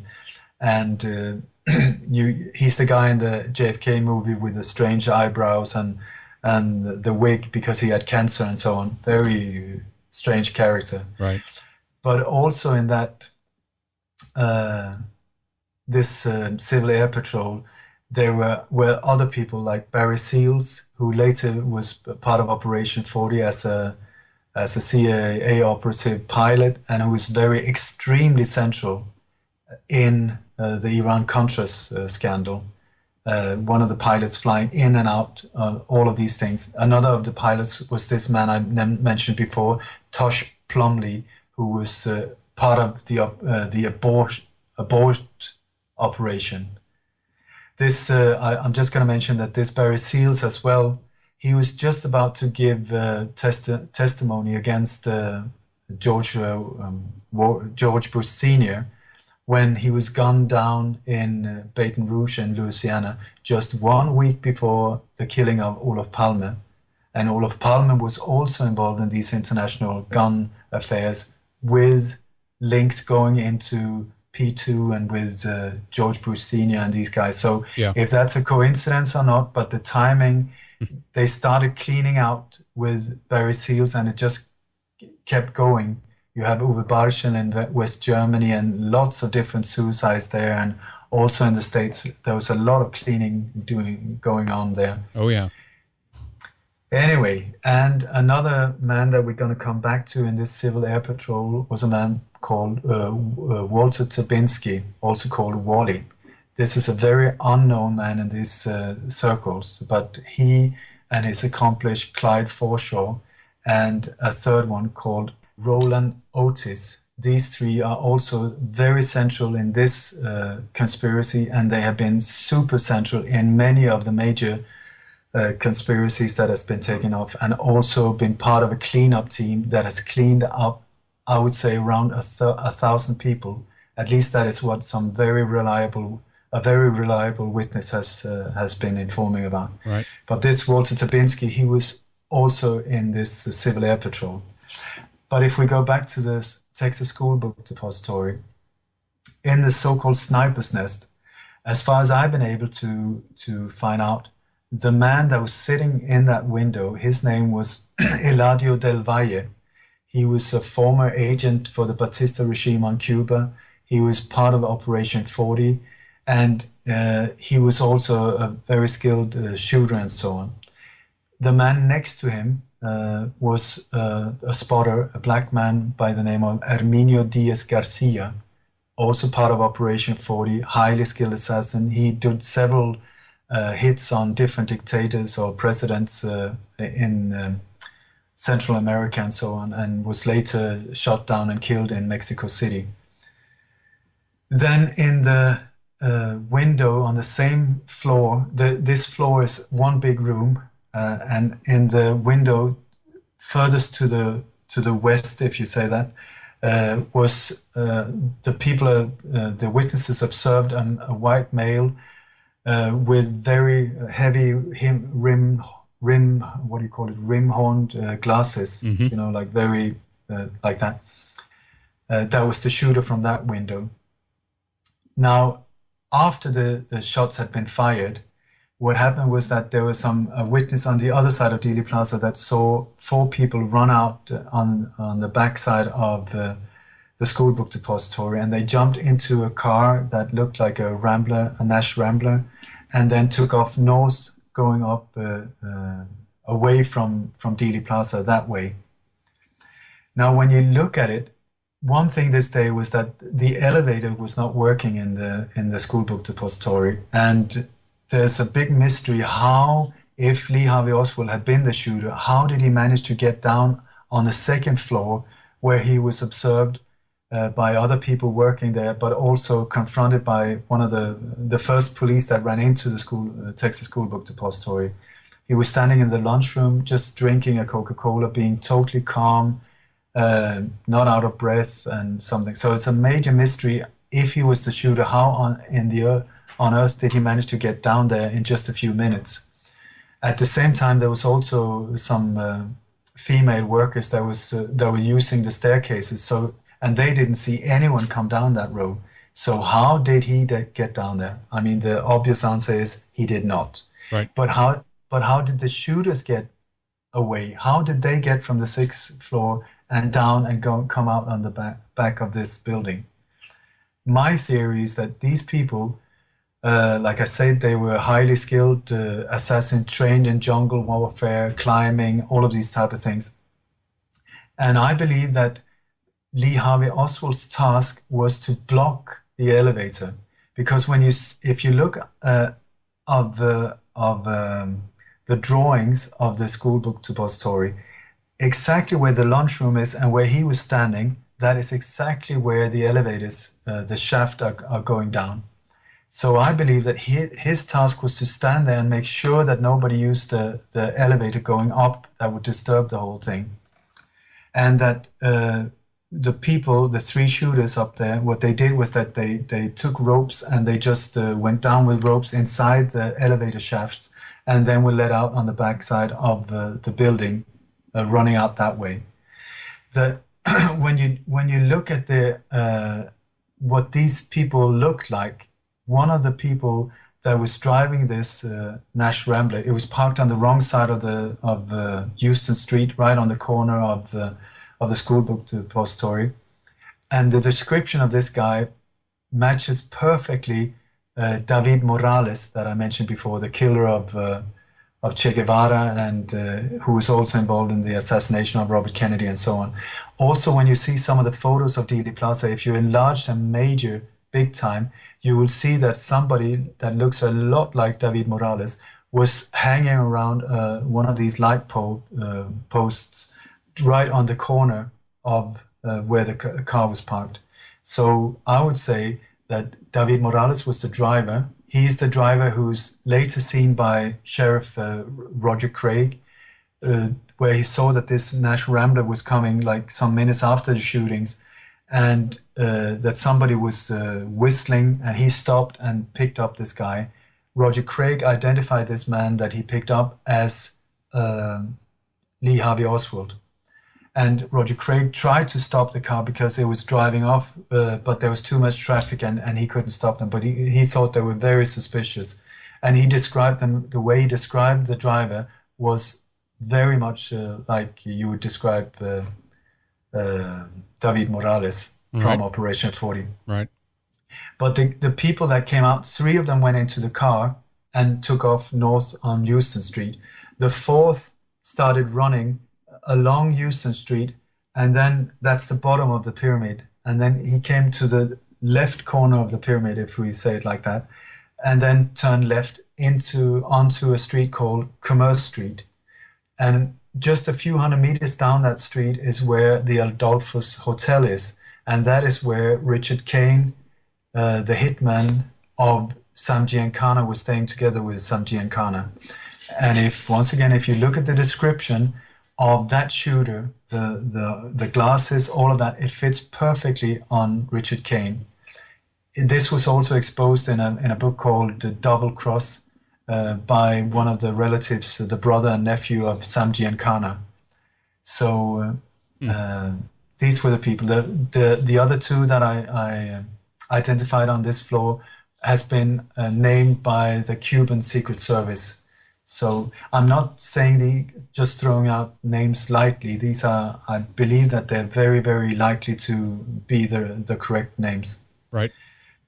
Okay, so we continue, and then when we go down on street level, there's this so-called umbrella man, a man with a black umbrella that was standing, even though it was sunny, he was just standing there with a black umbrella when the motorcade came. Yeah. And there's a lot of theories saying that he had a dart gun or a poison thing or a secret weapon within the umbrella. I would say his task was to show the cross point for the different teams, saying that this is the point where you start shooting, because you can't have like 20 different shots going off at this in a long row. That would just be impossible to blame it on one lone patsy. So everybody had to shoot at the same time. And also I think that more than one shooter was using silencers, because also to avoid the confusion with sound and so on. Right. So he was standing there, and his name was, as far as I know, Roy Hargraves. He was also very closely connected to Operation 40, soldier of fortune guy. In front of him, there's a Cuban guy, or he looks Cuban, and he's waving, and sometimes he's referred to as to the waving guy. This man, as far as I've been able to identify, his name was Felipe Vidal Santiago. And he later, in his career working for the CIA, became a man that recruited assassins on a global scale. He was in Africa, he was in South America, and so on. And he was in Stockholm in the fall of 1985, some months before the assassination of Olof Palme, trying to recruit shooters in Sweden. He used the alias Charles Morgan, and he was working for a CIA front company called ITT. And so here you are again, connections. Yeah. Now, on the other side of the street, this is just around the corner. We've just passed the Texas School Book Depository. When you look at the Zapruder film, there's a road sign called the Stemmons Freeway road sign. And when you look at the Zapruder film, it's very obvious after a while that it's been manipulated. It jumps and it looks like the frame's missing and the background is not, it changes, and it's been manipulated. Now the reason, or the big question is, why was it manipulated? What did they try to cover up? And like I say, this was a film that was filmed by a bystander by the name of Zapruder, Abraham Zapruder.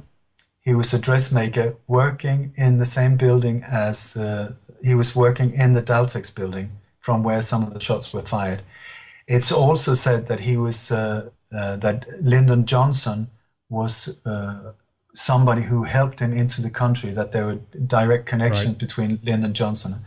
And this can be coincidence, but when you look at the Zapruder film, in the background, look not just at the limo, you have to check out all the surroundings around. You will see that it looks like there's 4 different people within a square, like maybe 100 meters on both sides of the street, where there are 2 people filming that has never been identified on just opposite the grassy knoll, but also on the Zapruder side. Like 4 in total, and these people have never been identified. But when you speak to military personnel in the States and so on, they say that they were instructed by the CIA with films showing the assassination, showing this as a test, a perfect example how an assassination is supposed to be carried out. So who were these people filming? Yeah. You really had to look, because normal people were standing along Main Street, because that was where the newspaper said that the caravan, the motorcade would pass. But then this strange turning is very crucial. So who were the people standing there, and why were they there? Yeah. And you will see that, like this Santiago that I just mentioned, Charles Morgan, you will see that he sits down next to the man with the umbrella just after the shots. And then when he stands up, you can see that he's got a walkie-talkie in his back pocket. There's another guy on the other side of the street with another walkie-talkie. His name was Jim Hicks. He was a radio operator. He admitted he was part of it, and so on. But right in front of the umbrella man, on the other side, and just where the Zapruder film starts jumping when the limo passes behind the Stemmons Freeway sign, that is exactly where the first shot hit JFK, and it hit him right in the throat. Now, most researchers believe that this shot was fired straight from the front. I've always thought that as well. But about a year ago, I got in touch through Professor Jim Fetzer, who's one of the world's leading experts on this assassination.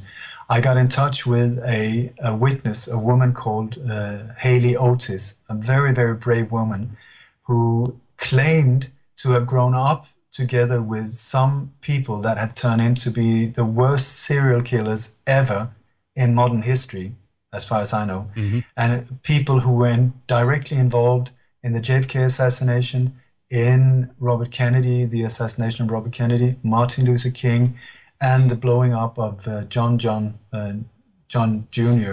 Kennedy's plane as well. And also they were major parts in the cleaning up when it came to taking care of witnesses and other people that they wanted to get rid of over the years. I mean, we're talking about 1,000 people at least that these people have killed. Yeah. Now, on the other side, like I said, just opposite the umbrella man, there's a person there with a bulletproof vest. Believe it or not, a big bulletproof vest. He's dressed in light clothes and a big bulletproof vest. And you can see on the Zapruder film, if you see it, he's just when the film starts jumping, he's aiming, he's got almost like a tactical stand, and he's aiming a small weapon towards JFK at the same time as he grabs to his throat, because JFK is turned towards him just when the shots are fired. That's when the film goes strange and so on. But you will see him tactical stand, and it looks exactly like he's shooting, and then he just let his hands drop down by his side. Behind him is a man in a gray suit, which I believe was this Orlando Bosch, also from Operation 40, called Dr. Death. I believe he's the guy standing behind him. Now this Walter Tabinski is his name. Yeah, that's right. And Walter Tabinski was part of the Civil Air Patrol as well. He was brought up and trained from a very early age as a killer. They started with animals, and then they were trained to kill children, and then from children up to women, and then up. And so these, I must say, poor people have been totally brainwashed and emotionally damaged from a very, very young age into becoming perfect killing machines.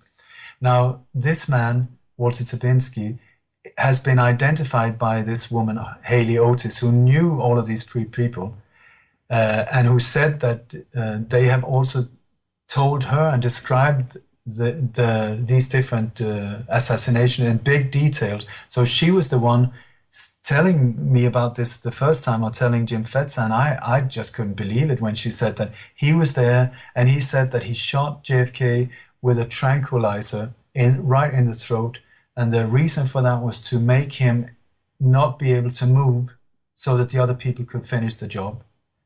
It sounded really crazy to start with, but when you start studying the Zapruder film, start watching exactly when it disappears behind the freeway, the Stemmons Freeway sign, you will see him up in the right corner. Like I said, big bulletproof vest. You can see there's other photos later taken of him, like a minute later, when he just slowly walks towards the school book depository. Very calm, very relaxed, doesn't seem to have a worry in the world, but a massive big bulletproof vest. I mean, it's so obvious when you see it.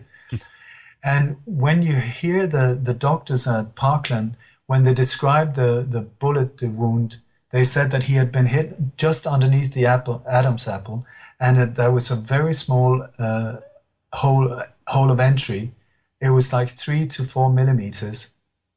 And if you look at it from listening to Haley Otis, this is exactly what goes down. JFK moves towards the left and he's hit right in the throat by this guy. We're talking about a distance like 3 meters, 3 meters. So it's a turkey shoot, very easy. And the car is so moving so slow, so it's super easy to do. Anyway, then we continue down the road. That was the first shot. Then at that point, there were shots starting being fired from all different directions, even though you could only hear some of them. In the preparation as well, when the motorcade passed Adolfo's Hotel and a little bit further down, one of the motorbike police officers blocked the radio channel so that it couldn't be used during the assassination. By mistake, it said. I would say not. But that is at the same time recorded the whole event, but where you could hear the very faint, but you could still hear the shots being fired. And that together with the Zapruder film is what being used as proof, showing that there was a conspiracy going on. But at least the Zapruder film has been very manipulated, so you can't really trust that either. But once again, why was it manipulated? And I would say one of the major reasons is that the limo came to a total standstill. Once the shots started coming, instead of just speeding up, for some reason the driver, Bill Greer, just stepped on the brake, and the car came to more or less a full stop, and then boom came the final headshot. You can see the driver looks over his shoulder. Once he sees boom, he's done. Then he takes off big time. So how they controlled him, if he was mind controlled or whatever, I do not understand, because I mean they were really in the line of fire, these people. But and so many, is an incredible amount of people there as well, and all these weird, kind of mix between diversions and just strange behavior, as you said, between the umbrella and the waving guy, and it's like they're all there in that one spot. It's just amazing. There was one movie. I forget what the name was now. I saw it a while back. It was a little bit of, allegedly, I mean, we know what how we should filter movies, of course. So, I'm not saying that this is the truth or anything like that, but they tried it at least to show a little bit on the background, and they could just be interesting even for the purposes of propaganda, of seeing, all right, what angle do they want us to see or know in terms of Zapruder and how he took the film and everything else. I'll find the name of the movie. It was, I think it was last year or the year before that it was released. It was pretty interesting, but it shows a little bit of that dilemma. He didn't want to release it first. He didn't want to have it on his shoulders. He was afraid of what's going to happen to him and everything else. But I know of plenty of people who've said that that Zapruder was part of it as well. He was, and the usual questions like, okay, why was it there and filming, and the way he did it, the location and everything else. So there's a lot of opinions flying around about that and about that guy, of course. I mean, when you look at it, like I said, it looks like there's 4 or 5 professional photographers there, with him included, in this very tiny little spot. And his film is the only one that is known. But also the reason why it was known was that it was taken and they took it to, they went straight to the TV studios with it, I think. Instead of the other ones was whatever happened to them, confiscated. Or I really truly believe that these people, when you look at them, the other photographers, they've all got suits and ties and they look very much like federal agents. Like I say, they went straight to the film studio, the TV studio, just minutes after, and he was interviewed, and that was why they couldn't suppress this one. But what happened was that, I think it was the day after, one of the owners of Time magazine, I think it was, went there and offered him $15,000 for it, and he just sold it. And from then, they just took this film and put it into a safe, and it was there for years and years and years until I think it was Robert Groden, a researcher, managed to get it a copy of it, and he was the one who started in his own time finding out, my God, what is this film showing? Because nobody knew about it. And so he was very scared for his own safety until this was revealed. And anyway, that movie, by the way, is called Parkland. It's from 2013, and it's Paul Giamatti in the role of that, and it shows some of the interesting things, and you know, hopefully some of the things in there are accurate in terms of what actually happened. But you know, again, very doubtful that is the case. But it could be something for people to shake up as well. Yeah. Yeah, it's in this area. It's really hard to know what is true and what isn't, you know, because it's so manipulated. And just like you say, when it comes out like a film, well, I would take it very easy before you start. Exactly. I would say almost it's the opposite. It's you want to see, you want to know where they're trying to take your attention, so that you know you want to look in the opposite direction, or maybe not opposite, but you know, away from that to a certain degree. But how do you go about? I mean, I've asked you this before, Ole, but how do you go about filtering some of the information, and you know, in terms of what sources you dive into, considering that there's just so much of it at this stage? It's very hard. It's very hard to know, and I try to double check and triple check from different, but also to see how the pieces fits together, and also to really check out who is delivering, what is the track record, you know, with lies, and any chance of them being paid off or doing it for some reason. And so not easy, but like I say, this is 30 years down the road. Yeah, absolutely. So anyway, if we continue, this one is, like I say, absolutely incredible, Walter Tubinsky, because he lives in Toronto today, if he's still alive, and he's been very active over many years, taking out many of these witnesses, together with his accomplice Clyde Forshaw and Haley Otis' brother. His name was Roland Otis. I think he's dead now. But as far as I've been able to figure out with the testimonies of Haley Otis, I just want to say that it seems very unfortunate, but it seems like she's been murdered now recently. That there is by the way, just to give you a quick note on that, there is a Walter Tubinsky who died in 1989. There's a record of that if you just Google the name, and it comes out of Saskatchewan in Canada, by the way. It's from a website called findagrave.com, of all places. Yeah. So. I will also say that many of these people, like for instance, Jose Perdomo, who was also a member of Operation 40, he officially died in 1974. And then he was the doorman when John Lennon was shot down. He was standing exactly in the position where the shots were fired from.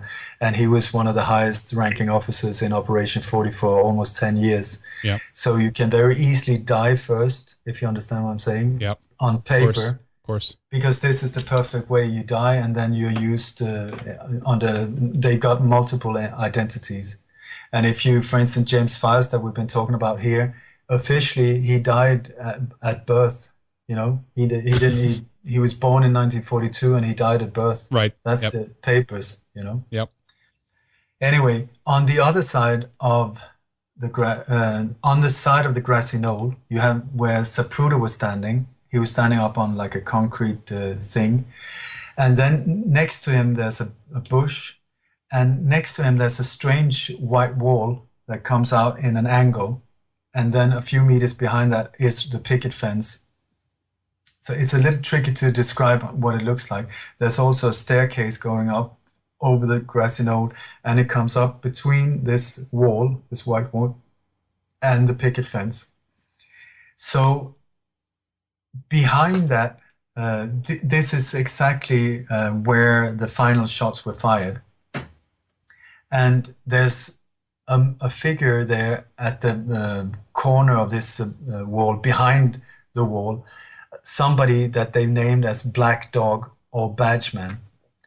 Now, there's a lot of and theories that says that this could not have been somebody standing there because it's all out of proportions. The thing is that this wall it goes up to the waist more or less, and the shooter, which I truly believe was this French assassin called Lucien Sarti, he was kneeling behind the wall and firing. He was dressed in a Dallas police uniform. You can see they managed to enlarge a photo where you can clearly see that there's a man in a police uniform without a hat on. He's dark hair, and he's firing just at there's like a puff of smoke just when the final headshot is fired. Next to him, there is somebody that looks like a railroad worker, and with a helmet on and a white stripy shirt or t-shirt. And behind that, there's somebody that looks like he's in army uniform filming. Now, this man, there's a witness called Gordon Arnold that nobody ever believed, because he said that he was standing there filming the whole thing when the shots were fired. And he said that the shots were fired right over his shoulder, and he just jumped down. He said there were 2 shots fired, and he just jumped to the ground. And once, when he looked up, there was a police officer standing, pointing at him with some kind of a shotgun or a rifle or something like that, just saying, "Did you film it? Did you film it?" And he nodded, and the police officer just took the film, ripped it out of the camera, and ran off behind up to the parking lot. Now, there's another witness by the name of Ed Hoffman. He was what do you call it, a mute, deaf mute. He was up on the triple underpass, but a bit further next to the big parking lot. And what he said, he had a clear view down over the parking lot. And what he said was he saw somebody behind the picket fence standing there. And then when the motorcade came, he saw like a puff of smoke. First, he thought that somebody was smoking or something like that. But then he saw the guy turn around with a rifle and then walk towards a man, a railroad worker, throw the gun, the weapon to him, then turn around, put on a hat, and slowly walk back in the other direction. The railroad worker then took the rifle and went a few meters towards the railroad tracks. Then he bent down behind an electric, what do you call it, installation, I don't know what you call that, little building of concrete type of thing. Okay. He bent down behind that, and he took the rifle apart very quickly, chuk, and put it down in a toolbox, closed the toolbox, and then he slowly started walking towards the trains that were parked on the other side. The same trains that Chauncey Holt was told to run towards if something went down. Anyway, so this witness has been disregarded for many years. I think that what he observed was actually this Lucien Sarti, that after he had got the film from Gordon Arnold, who was still in a state of shock, he went behind the picket fence, tossed the rifle to the guy that was standing next to him, which you can see in this photo, the railroad worker. This railroad worker is also the one that can be observed in the Zapruder film, because in the Zapruder film, when it follows the limousine, you can see that there's a lot of bushes and branches, and then there's a definite, like a helmet that is very visible in a few frames. That is the backside of this railroad worker, I would say. And Gordon Arnold also saw a railroad worker that morning. So I think that was what happened.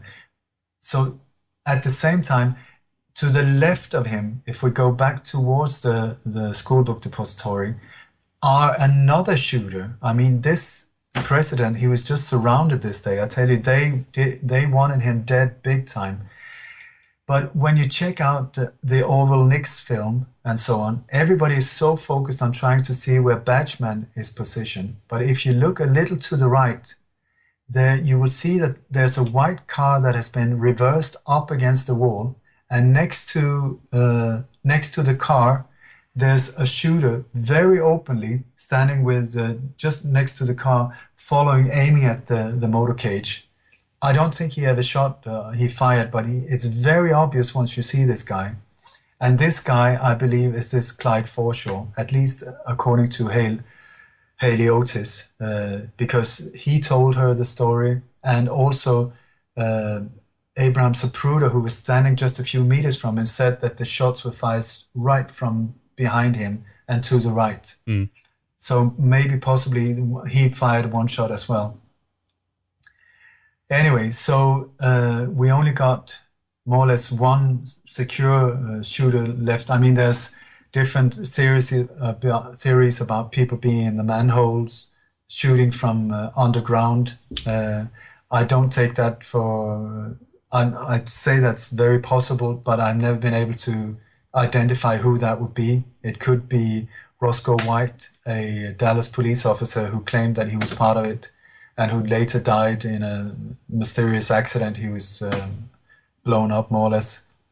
And also other people have pointed to Frank Sturgis, but according to James Files, Frank Sturgis, who was part of Operation 40, later Watergate burglar and so on, he was on the grassy knoll in a bomber jacket, a green bomber jacket, but just minutes before he left and walked away. So he was there somewhere around the area, but not one of the shooters as far as I can see. I believe that also when you see this white car, there's photos that are taken just seconds after the limo has disappeared. When the camera goes back towards this white wall, the car is already taken off, and you can see one guy in light clothes that is trying to sort of, he's turning around towards the car to jump into it and get out of there. Mm. I believe that car was actually not what Lee Bowers said. He thought it was an Oldsmobile 1961. I think it was a oh God, my head is just going around in circles.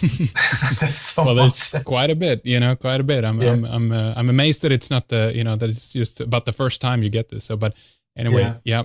Anyway, so the driver of that car, I believe, was Roland Otis, the sister of Haley Otis. Right. And Haley Otis had been trying to expose these three killers for many years. He's been going to the authorities in Canada. She's been going to the FBI. She's been trying in so many different ways. And also Professor Jim Fetzer has helped her. And they have just turned her down all the time, instead trying to help get her taken care of. So she's been very close to get killed on many, many occasions. Very extremely brave woman. And she's been handing over lists of, hundreds and hundreds of victims that has been killed by these people. And as far as I know, they're still active to this day. Clive Forshaw is living in Toronto, working as a bus driver, also driving a streetcar, which he's using as a cover. And he's being used by both the mob and the CIA and so on to take out people. Do you know how old he could be today? He's getting up in his 70s, I would say. Man. Anyway, I think he's born 43 or something like that. Right. Wow. There are photos of him in the Carousel Club. Jack Ruby's Carousel Club. Mm-hmm. There are photos of him there, and also in recent years he's been going under the name of the Geezer Bandit and another one, I cannot remember what the name was, but working as a bank robber together with some people in his family. Anyway,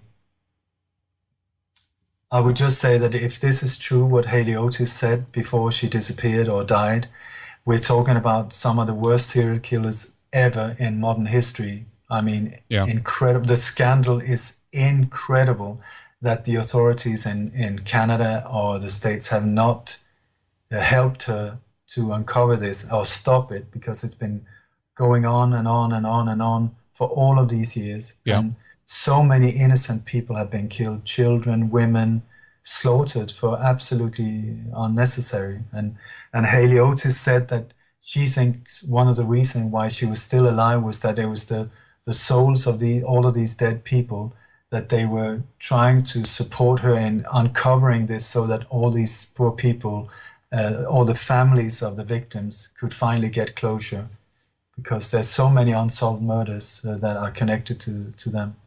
Well, and it's also worth noting again, I think, mentioning that basically the assassinators themselves might have been in a position where they have been suffering because of the fact that they've been taken at a young age. They've been groomed in this position. I mean, to a certain extent, that is what mind control is right there, you know, and being brought up in this kind of environment, you know, just getting accustomed to it to that extent. And it also means that the people who are truly, you know, responsible behind this, behind the tutoring of these people and management of them and everything, it means, of course, that the guy that pulls the trigger might not necessarily in all cases be the responsible party, but it means that someone behind there have probably pretty afraid of getting their hands dirty, and they're using this, you know, layer and layer after layer of people and you know, organizations in front of them and everything else. So it speaks to a little bit more about the tactics of not letting others do the dirty work, so to speak. But in regards to, I mean, not that the network that you've been speaking about in itself is absolutely fascinating and interesting, and the most important thing, you know, in terms of solving the you know, the JFK assassination and everything else. But do you suspect that there's even an inner layer here of people that we do not know about that pull the strings behind this kind of front facade of assassinators and public figures to a certain extent? Big time, big time. It's just that we're running out of time, so I'm focusing on the street level at the moment. Sure. No worries about that. Yeah. Because just like you say, I'm not here to point any accusing fingers.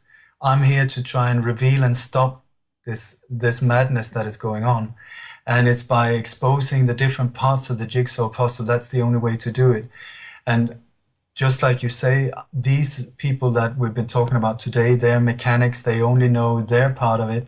They're skilled killers, but some of them with high ethic morals and so on.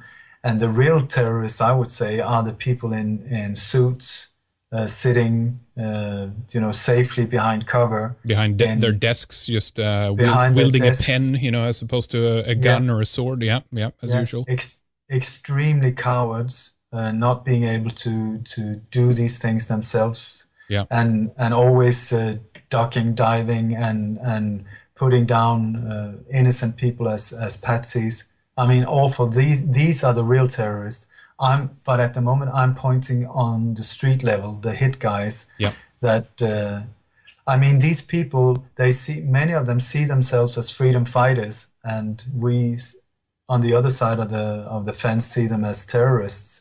You know, it's like Nestor Izquierdo, the spotter in the Daltex building. There are statues of him in Miami, you know. Right. And Orlando Bosch, Dr. Death, they have a day, a national holiday in his name, you know. And so it's like people who tried to kill Hitler, were they heroes? Yes, they are heroes, because we see Hitler as a monster.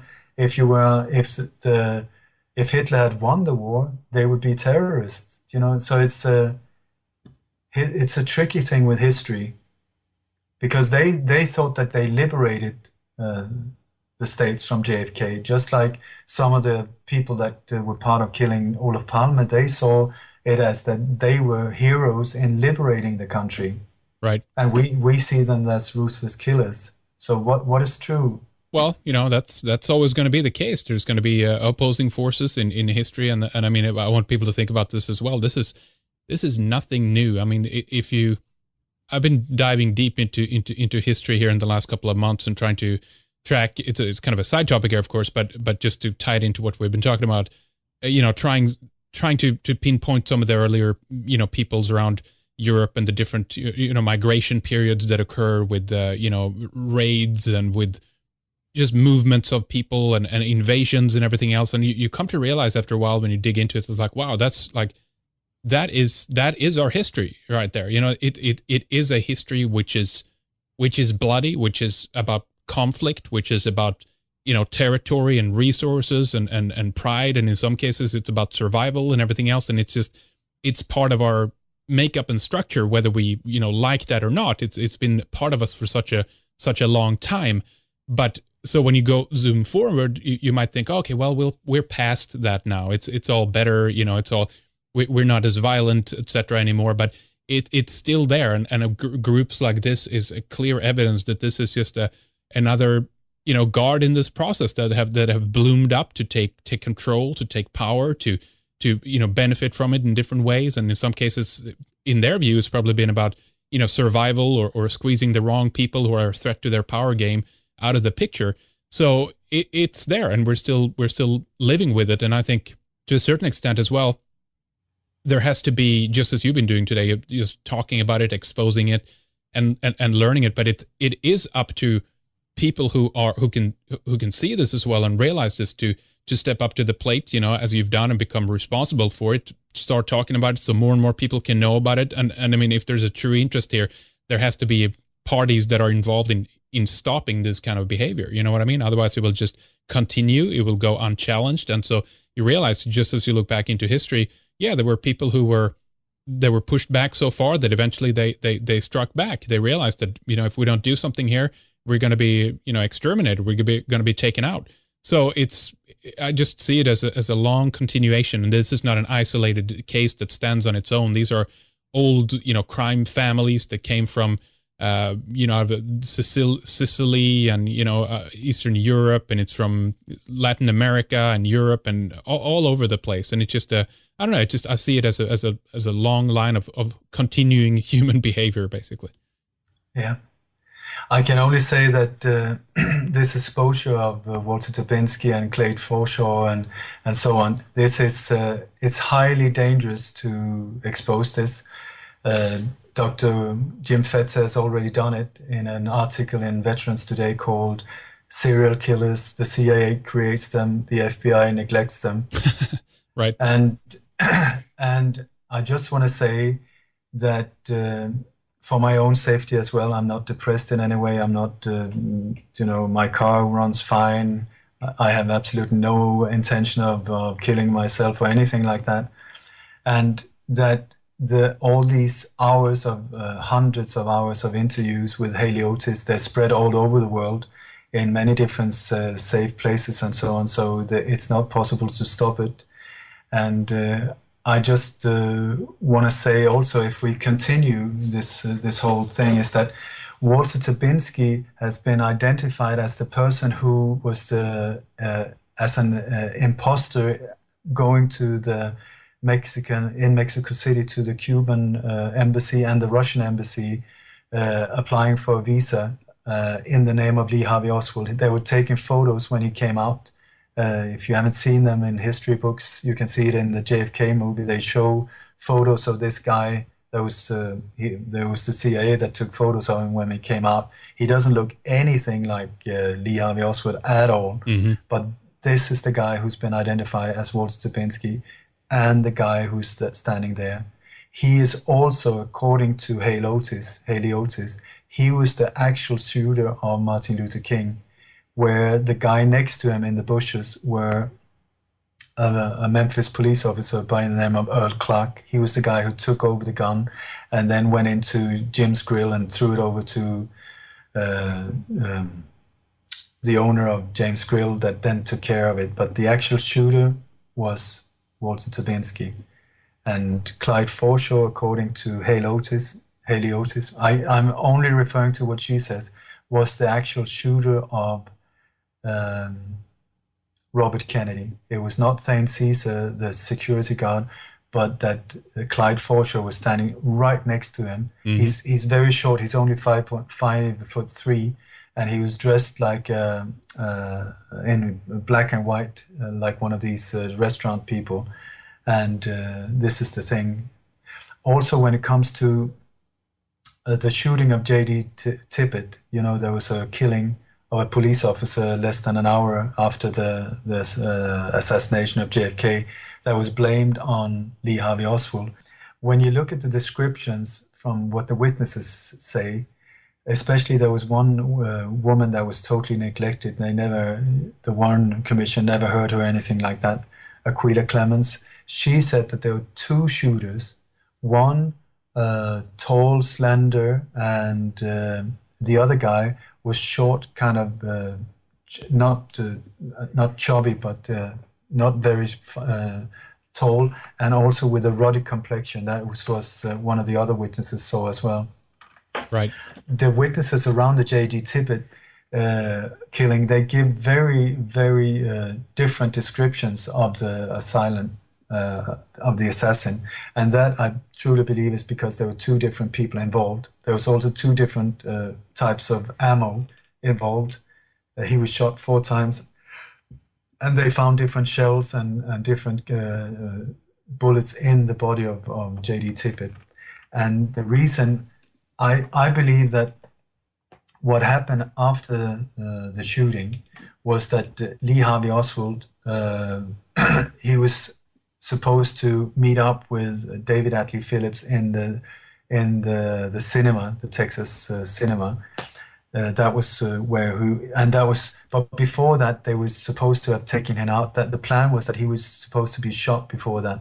How he got from the school book depository, if he was the guy who got into the car with David Morales that took off, that was a light green Nash Rambler that I believe was owned by a woman called Ruth Payne, where she was a very close friend of Marina Oswald, and Marina Oswald was living with her together with her and Lee's 2 children at the time of the assassination.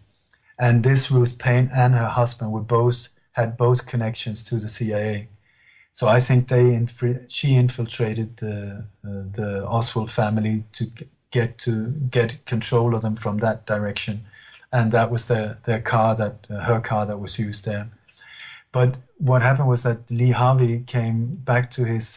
He was renting a room at North Beckley, 1026 North Beckley Street, and his landlady said that he went into his room and apparently changed clothes, got his revolver, a .38 snub nose, and then while he was in his room, there was a Dallas police car that stopped just outside the house with 2 police officers and honking twice, like bop, bop, like a signal. But Lee Harvey Oswald didn't come out, and then the police car took off.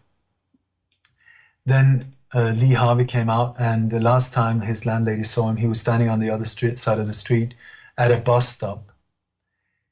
How he got from there to the cinema, nobody really knows. And the official story that he walked towards the place, and then that J.D. Tippit saw him walking, and that when J.D. Tippit tried to stop him, he pulled his gun and shot him dead. It doesn't make sense at all, because the timing, there's no way he could get there that early. But when you look at the descriptions of the assassins of J.D. Tippit, one of them fits perfectly Clyde Forshaw, and he has also, according to Haley Otis, been bragging about that he was the one that actually killed him. And the other one was a man, I believe, by the name of Gary Marlowe. He was a friend of James Files, the shooter behind the picket fence. But both of them, none of them knew that the other one was working in. At least James Files had no idea that this friend of his, Gary Marlowe, was there at the time. And the only way that Gary Marlowe could have known, because he came to the Lamplighter Motel after the assassination when James Files was there washing off everything. He even waxed his whole body to get rid of any kind of stains of powder and so on. And while he was hiding there, suddenly somebody was knocking at the door. And the only 2 people who knew that James Files was at that motel, or 3 people, was Lee Harvey Oswald, David Atlee Phillips, and Chucky Nicoletti. So it's most probable that this Gary Marlowe that came and knocked on the door, that he was also under being controlled by David Atlee Phillips of the CIA. Yeah. Anyway, he came and knocked on James Files' door and said, "My God, I just had to kill a cop. Here, the gun is here. Please take it. I need to get rid of it." And James Files said, "No way. You just get lost. I'm not gonna go anywhere. I'm not touching that. So Gary Marlowe just took off and disappeared, and James Files has absolutely no idea what happened afterwards. But in these type of operations, they always have like almost like a crew or backup people that can be activated at all times. Whatever happens, they will have, if they need alternative shooters, if they need cleanup teams, whatever, they can be, with a single call, they can be activated very quickly.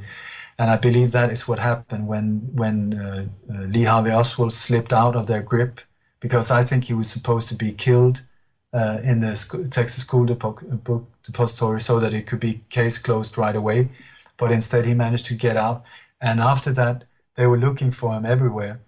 And when you start seeing, when you look down into the behavior of J.D. Tippit before he was killed, for about half an hour, 45 minutes, people saw him cruise around. He looked very agitated. He was standing in his patrol car, just watching cars, and one car he speeded after and just pulled in front and jumped out and ran in and checked the back seat and everything, if somebody was hiding in it.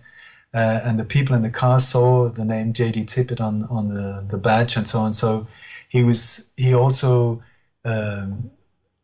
stopped his car right outside a record shop and went in and made a phone call. He was very nervous and agitated, but nobody answered. So he threw down the receiver and jumped out into the car and took off. And a few minutes later, this thing happened. What I think happened was that the car that was in Dealey Plaza, the one that was reversed up on against the wall, that were Clyde Forshaw and Roland Otis. I think also Gary Marlowe was in this car after the assassination, and they were driving around, cruising around, trying to find Lee Harvey Oswald so that they could shut him up before he could get away. And I think that since, according to Haley Otis, Clyde Forshaw is almost a lookalike of Lee Harvey Oswald. They looked very similar, and he was also the guy pretending to be Lee Harvey Oswald in one of the shooting ranges where he was shooting and one of the other people's targets, where you can see that in the JFK movie where the other guy gets really pissed off and then this guy, the impersonator of Oswald, says, "Oh, I'm sorry, I thought it was that goddamn Kennedy," very discreet. Once again, painting this Patsy black. Anyway, I think that J.D. Tippit, by mistake, stopped when he saw these people wandering around, jumps out and says, "What the hell are you doing?" And he starts pulling his gun, and Clyde Forshaw kills him or shoots him with one, and Gary Marlowe as well. Both of them open fire against the guy. Finishes up with a headshot, and then they run in two directions. Clyde Forshaw makes a signal to Gary Marlowe, just go, and they take off in different directions. This is what I believe happened.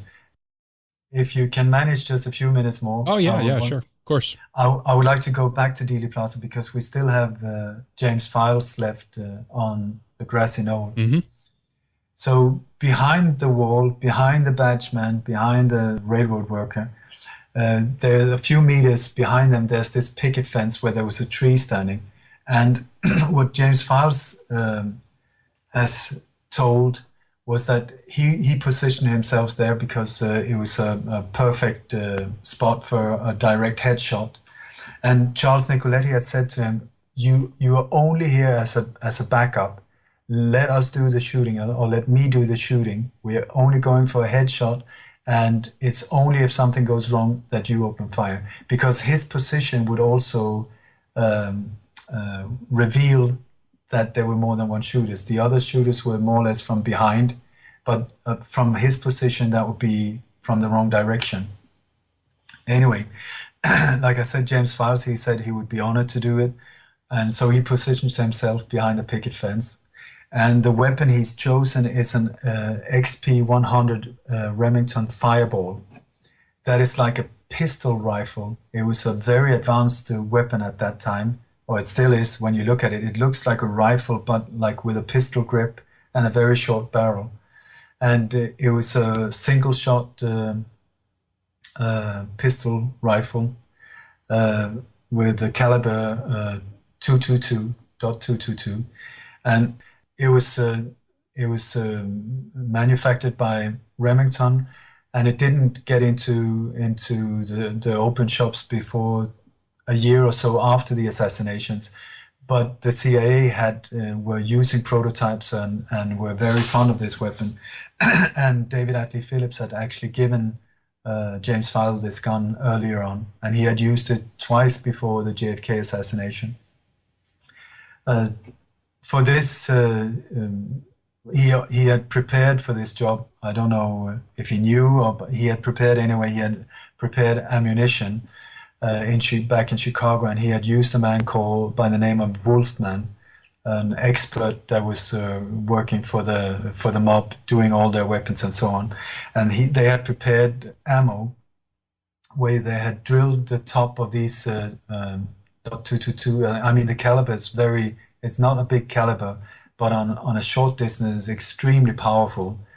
And they drilled up the top of the bullets and filled them with mercury, making them totally explode on impact and not leaving any traces of ballistic material that could be traced or anything like that. So he was standing, and he had a little like a briefcase type of thing where this gun fitted in. So he was standing behind the picket fence waiting for the motorcade to come, and the whole time he was just checking the crowd, if there was any people, like they say, packing, with guns, or any kind of people that he had to watch out for, because he was, according to what he says, he was not aware that there was a lot of, that this whole big operation was going on. He just knew his little part, and that was to be a backup shooter for Chucky Nicoletti. So when the motorcade started coming around the corner, he was observing it through the scope. He had a timed three times scope, so he put that on, and he had the gun down by his side. Then when the motorcade came around, he just put the gun up on top of the picket fence and was just totally focusing in on the president heads, because he had been given direct orders not to hit anyone, especially not Jacqueline. That was the whole thing. So when the shots started coming, he didn't count the shots as like 1, 2, 3, 4. He counted them as miss, miss, miss, miss, and so on, because he knew that they were going for a headshot, and he saw that even though Kennedy was being hit, he could see that because his body was jerking, but he knew that he hadn't been hit in the head. So he waited until the very last second and then boom, pulled the trigger. And he said that he hit Kennedy straight over the right eye near the template, and it just blew the whole back of his head out. Mm-hmm. But he was actually aiming for the right eye, and just before he pulled the trigger, he saw that the head just moved forward. And when you look at what actually happened, it looks really a lot like Kennedy was hit in the head just like a thousandth of a second before the headshot from the right came. Right.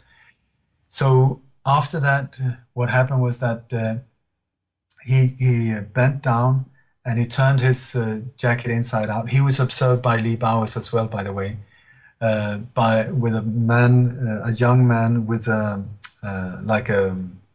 don't know what you call it, checkered shirt, that type of thing. But what he had was actually like a bomber jacket, but silvery color on the outside, and with this checkered pattern on the inside, yeah, pattern. Like so a lining or something like that. Exactly, yeah. But this was one of these jackets you could turn inside out and use both ways. So what he did was he had turned it the wrong way inside out while he was waiting, and then what he did was he went down, put the gun into the case, turned his jacket inside out, and put his like a cap hat on his head, then stood up. But before that, what he also did was, because very stupidly done, but very cocky as well. He was 21. He had killed a lot of people. He thought he was invincible, and he was just pumped with adrenaline. One of the things that he used to do when he had killed somebody was take the shell while it was still smoking and taste the sulfur and just bite down on it. And what he did was he did exactly that, and he put the shell on top of the picket fence. It's like he said afterwards, if Chucky Nicoletti had known that, he would turn around in his grave, you know, because it was just so stupid. But he said, that was what I did. Mm-hmm. And also he said that while he was waiting, he was smoking Pall Mall, and it was really muddy behind the fence, and he was just standing, trotting around there. Anyway, after that, he stood up and he walked straight from the picket fence. And there's one picture where you can see a silhouette that fits exactly what he's saying. And then he walked behind the school book depository, across Houston Street, and into the Chevy Impala that was parked there. And inside were Chucky Nicoletti in the front seat and Rosselli in the back. So nobody said anything, and they took off, except Chucky Nicoletti said, "My God, you were a bit." What did he say? Something like, "You bit of overdid that, didn't you?" Which was a bit. Well, Files was quite insulted by that. Right. But anyway, so he drove a few blocks off, took to the left under the highway, and there was a gas station there where he dropped them off. They went in and took another car. He had no idea what happened to them, how they split up or whatever. And after that, like I said, he went to the Lamplighter Hotel, stayed overnight, and then took off in the morning and way back to Chicago. And he thought that nobody knew about this until I think it was the early 1990s or something like that, when it turned out that the FBI had known about him since 1964 and so on. He has absolutely not come forward voluntary with this information. It's been a long road where he has absolutely nothing to gain from it, and he's even turned down people like Oliver Stone and people offering him masses of money and so on for his story. Right. He's turned everybody down. It's just because a loyalty thing to a friend of his that made him come forward with or admit to these things. Right. Well, as bad as that is, you could give him that then, if nothing else, that they are in that regards not sell out for easy money, but they do have allegiance to their own little network there. So I guess big time. Yeah. Big time. It really is. He's a man. I would say a man of honor. Big time. With a very, very violent background. Yeah. But it's like death before dishonor. He has never ratted on anyone. He's been tortured. He's been left as dead. He's been, I don't know, they tried to kill him so many times, but he's never ratted on anyone. Yeah. You know, so, and now he's a reborn Christian in jail, I think in Illinois or somewhere. Huh. So I think he's not a man to disregard. I would very much recommend people to really listen to what he's saying. And there's a very interesting book by a Dutch man called Wim Dankbaar. And say that again, Ole. Say it again. What was the name? Wim Dankbaar. Yeah. And the title of the book is Files on JFK. Right. And also there's some filmed interviews with James Files where you can find on YouTube and so on. All right. So I'm getting a sore throat here. Yeah, I hear that it's a little bit throaty and difficult after speaking Swedish and or Danish, or maybe you're speaking Spanish more now, but nonetheless it's a switch over to speak English for a long time. So you've done very well, and I haven't interjected much. So good job, Ole, of course. And I mean, what a fascinating story listening to this, and you piecing together all of this. It's clear that it's a passion of yours as well to track this network and see the interlocking, assassinations with all the other assassinations that has occurred. So, I mean, good job. Is there anything you'd like to add to this here before we wrap things up? I do want to give out some details of yours again so people know how to find you, and you're continuing your work as well, of course, but either if you want to talk about something you have upcoming or just something to add, the floor is yours. I would first like to honor the memory of Haley Otis, if she's not among us anymore. I don't know, but she has gone very quiet, and it seems like she's not with us anymore. I would also say that... sorry to interrupt that. Do you know when the last time someone heard from her was? It's about 6 weeks ago, something like that. All right.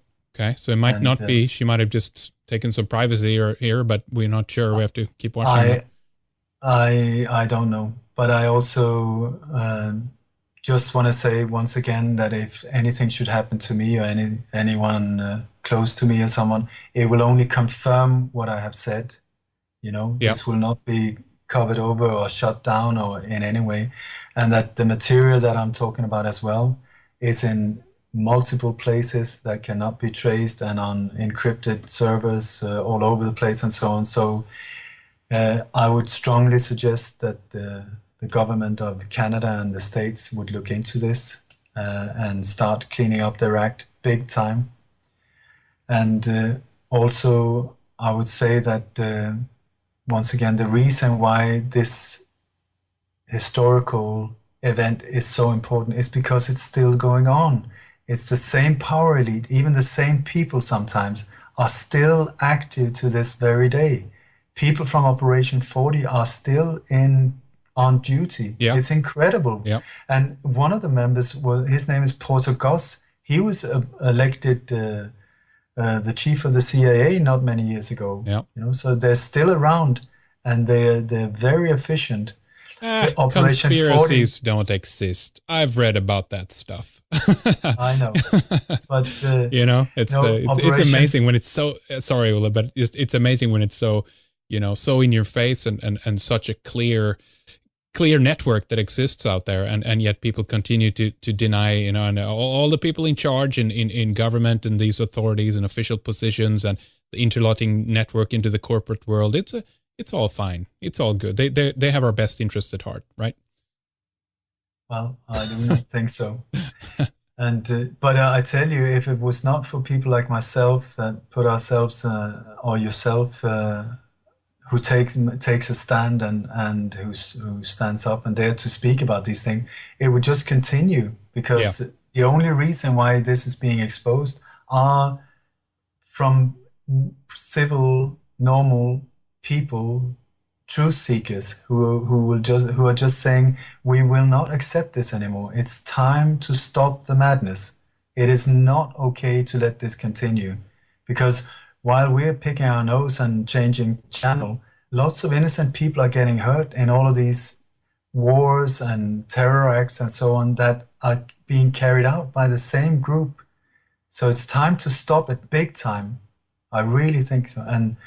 And I very often in these interviews, I speak directly to people in uniform and police officers and so on so that they please inform themselves about whose agenda they're carrying out. Because who are you working for? Yeah. Who are you working for? Because your job is to protect us, the citizens of your country. It is not your job to protect villains and murderers and mass murderers. I mean, we're talking about, it's on a scale that is absolutely mind-blowing once you get into this.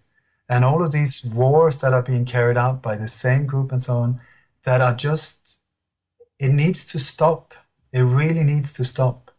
Well, the slogan of the majority of the US police out there is to protect and serve. But I mean, that means they don't say who after that sentence. So, who knows what the real contract is there, right? Yeah. That's why they call it a criminal justice system, because it's there to serve and protect the criminals, It's a good description of it. Yeah. All right. Well, this has been very interesting.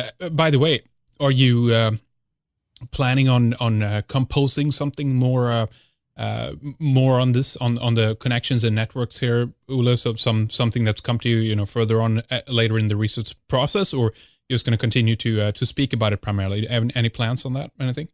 I really would like to make a documentary. I'm trying to get in touch with highly skilled documentary makers, especially John Pilger from Australia or Nigel Turner from the UK or other people, not happy amateurs, but really, really skilled people. Because when you come forward with truths of this dignity, you need to make it high quality to make it believable. And what I'm aiming at is to make a documentary showing the history of Operation 40, connecting all of these major assassinations and terror acts, from everything from 9/11, Oklahoma City, all the way up until today, JFK, Martin Luther King, Robert Kennedy, all of them are connected big time. Yeah. And I think a documentary that could clearly prove and show the links between that could have a big impact. So that is a major focus on me to get that done. All right, very, very good. Now let's give out the websites here again for people, and if there's anything else there that you'd like to add to it. But again, thanks for a good time and just a very interesting another interesting program. Well, we'll speak more again, of course. There's much more to the story, and as your work continues as well. But give us the website, and we'll end on that note then. My website is www.lightonconspiracies.com, lightonconspiracies.com. And my book, like I said, I've written several, but the book about this is called Coup, detat in slow motion. It's mainly about the assassination of Olof Palme, but it shows the links going into all of these different directions, and also the connections to the JFK assassination, the sinking of Estonia, and so on. And like I mentioned before, I am extremely grateful for any type of donations or subscriptions on my newsletter and so on, because it is very, very hard to do this type of research without funding. And I'm a single person who are just trying to get by in normal daily life, feeding my family, but who feels very strongly that this is one of the reasons I'm alive, that I should be part of exposing this. And I would very much like, if it's okay with you, to just end this with a prayer. Not that certainly. I'm not a religious person, but I feel that I'm very spiritual. And I've got this yoga teacher of mine, a beautiful lady, that always ends with the same prayer, and it goes like this: May the entire universe be filled with peace and joy, love and light. May everyone, and especially the ones who hurt us, be filled with peace and joy, love and light. Victory to that light. I think that is the way to go, because these forces, you cannot fight them with violence. If you hit back, they're 50 million times stronger, and they will only use it as an excuse to put even more surveillance and security forces on your case and so on. So that is not the way to go. The way to go is to lift the whole thing, lift the vibrations with gratitude and compassion and love, to make yourself stronger, because this is not a situation to go into and behave like a wimp or so on. It's like the native Indian says, we the people, the souls that are here at this time, we're the strongest of the strong. We are the strongest of the strong, and we are here for a reason, and that is to take us through this dark time into this beautiful future that will embrace us on the other side, if we have the courage, the integrity, and the stamina to just carry on. Stand side by side, brothers and sisters, join arms, and just say, enough. We've had enough. We are tired of this. We're not going to let it happen anymore. Because the crazy thing is that we're doing it to ourselves. This is the absolute mad thing, that we are doing it to ourselves. This global elite I'm talking about, they're only like a few thousand people, and we're more than 7 billion. So it's an absolute joke that we let this carry on. Absolute joke. Yeah, and it's also about how they managed to steer those, 7 billion, 6 billion people in terms of, people get enthralled and dragged into things. They're part of battles which they believe is the right thing, just as you detailed before, but they're not in that regard intelligence, and they don't think about who they're working for and everything else. But we have to be smarter than that dark side, and it takes many shapes and forms and everything else. And there are multiple battlefronts at this time as well. The historical context of how violence has been used in conquest, as they continue to use it, is of course a very, very, in that regard, is an old technique. I mean, we have to use information. There's speaking out. There's a number of different ways to fight the battle, and I mean that's certainly part of it. And it's just about being smart and just taking that long-term plan into into context and choosing your battles and fighting the right things as well, because there's a lot of trappings and trapdoors out there as well. So keep focused and stay focused on the root of the issue and strike there. But thank you again. I really appreciate having you on, and keep up the good work. And we say thanks to everyone for listening as well. We'll be back with more in just a few days. Thank you so much, Henrik. Okay, there you go. A longer extended program for you today.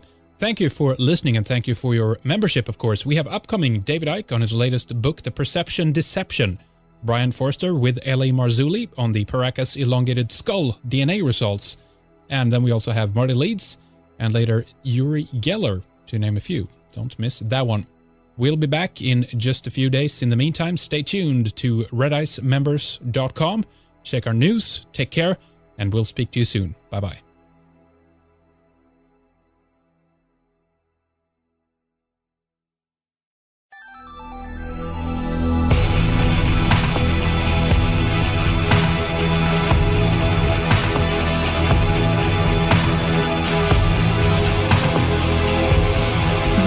This is Red Ice Radio for the Seeker.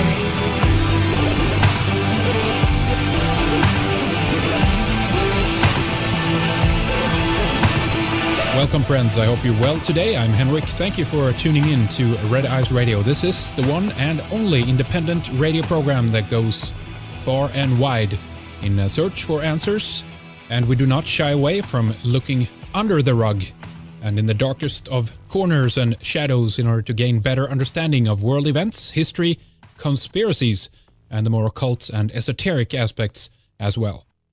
We have independent investigator, writer, and former journalist Ole Dammegård with us, who has been working hard on tracking the network of assassinators connected with Operation 40 that have been involved in some of the most high-profile assassinations in the world, from JFK to RFK and Olof Palme and a slew of other ones, both unknown and known.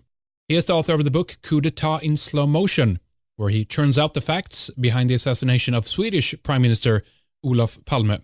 This is what led him to JFK, and he has pieced together the puzzle, as he sees it, around the assassination of John F. Kennedy, and this is what we are going to discuss during the coming 2.5 hours or so. So stay tuned for who was involved and how it was pulled off. Hello, Herr Dammegård. Welcome back. I hope you've been well since we last spoke and did our series earlier last year. It's good to have you back again, Ole. Thank you so much, Henrik. It's a true honor.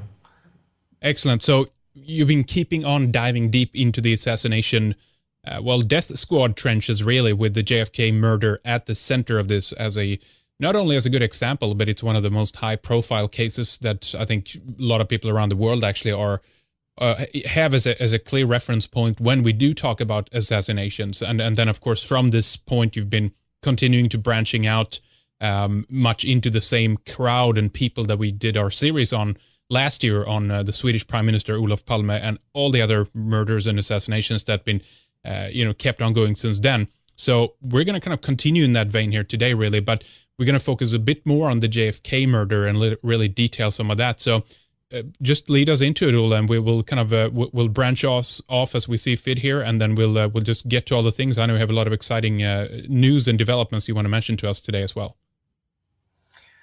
Okay, thank you, Henrik. I'll be happy to do that. I just want to start to say that the reason why this assassination of JFK is so important is that it's so much more than just a murder in the early 1960s. It was a coup d'etat where a power elite made a violent overtake of the United States. And according to my research and many other researchers as well, this power elite have stayed in power to this very day, so that the people that were part of killing JFK to get rid of him so that they could take over are still the one running the show and are the ones that are pushing this world into this very dark and controlled place that they're trying to transform the world into. So I feel it's very important to expose this in great detail, so to be able to in that direction also expose what is going on today, so that we can stop this development into this dark, very scary place and instead turn this world into this beautiful, beautiful place that it's meant to be. So this is why I've spent, like, it's almost 30 years now on trying to, in very great detail, understand what actually happened. And like I say, for me, it started in the early 1980s. The first time I saw the Zapruder film. The Zapruder film, for those listeners who don't know about that, that was an amateur film that was filmed by an amateur, and that showed the whole assassination, the few seconds when the American president was killed in great detail. And through this film, it is very obvious that the final shot, the headshot, came from the front and to the right, pointing toward what is known as the grassy knoll. The Soviet Union was sending ships with missiles on towards Cuba. And this was discovered by a satellite, and JFK and the American government warned the Russian government, saying, if you cross this line, they gave us a certain latitude. They said, if you cross this line, we will press the button and we will start this nuclear war. And by mistake, this ship actually crossed this line. And JFK was more or less sitting with a finger on this button that could have started absolute global mayhem. But people who were there, they said that he was sitting there with tears in his eyes and just saying, I refuse to be the one that commits this against the world. And in my humble opinion, once again, it feels that was the point where he turned around from being somebody that you could easily manipulate, that was happy to be in the White House and have a glamorous life and so on, to become a very strong individual who just said, we need to wake up and do something because this whole thing is going into total madness. And from that point, suddenly he decided to crush the CIA into 1,000 pieces. He decided to withdraw from Vietnam, a war that hadn't even started really. There was only like some 16,000 advisors, American advisors there. But this war was so crucial for the drug export from the Golden Triangle to the Western world, especially to the States. Yeah. And also to get the war going, because the whole military-industrial complex was just like, go, go, go. Their agenda is death and destruction. They just crave for these wars. Yeah. He wanted to withdraw. He wanted to get out of the grip of the Federal Reserve, which is a super criminal institution that keeps the American people by the throat to this very day. He wanted to, there were many different reasons why they wanted to get rid of John Kennedy. Also, that Sam Giancana, one of the mob, the boss for the Chicago mob, he had helped JFK to get to power. And what happened was that once he was in there, suddenly he turns towards them. And instead of being grateful, he started hunting them down. And he put his brother, Robert Kennedy, as, what was his title? I can't remember, Attorney General.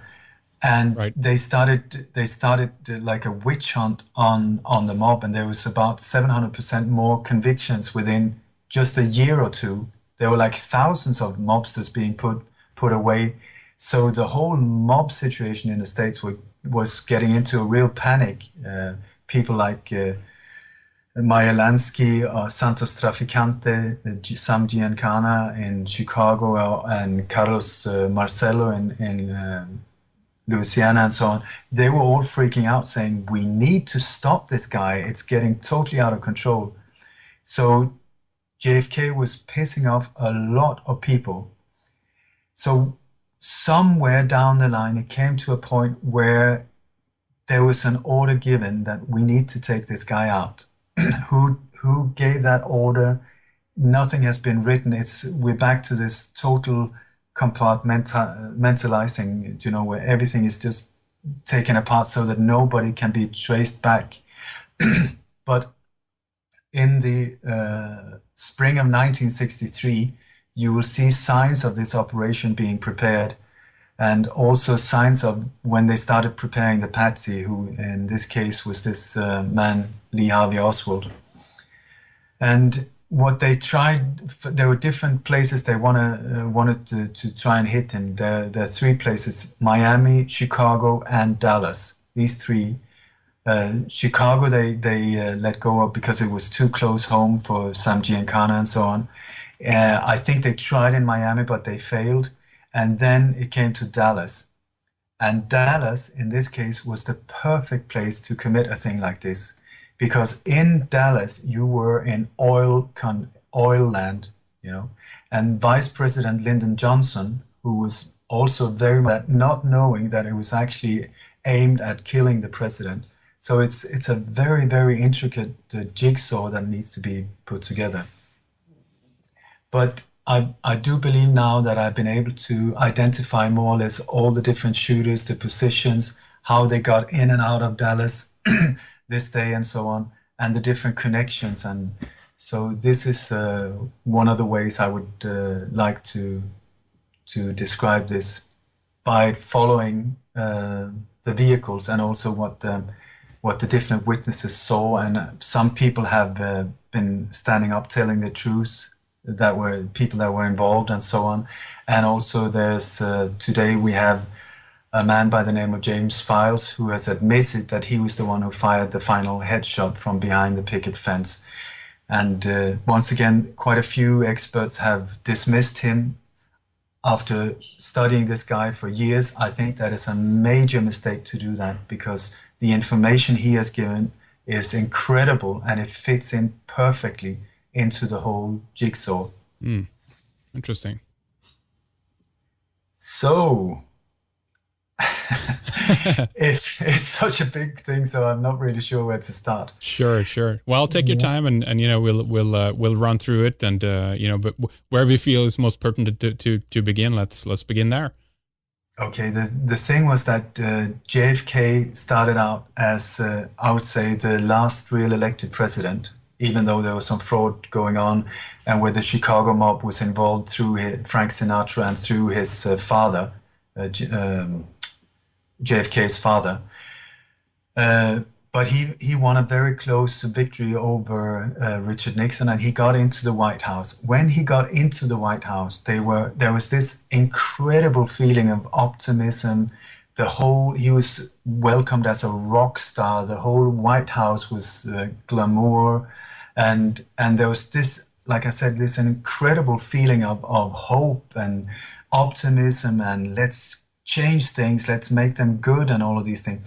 So to start with, everything worked out fine, and JFK was quite easily controlled by the global elite. They didn't have to manipulate him so much.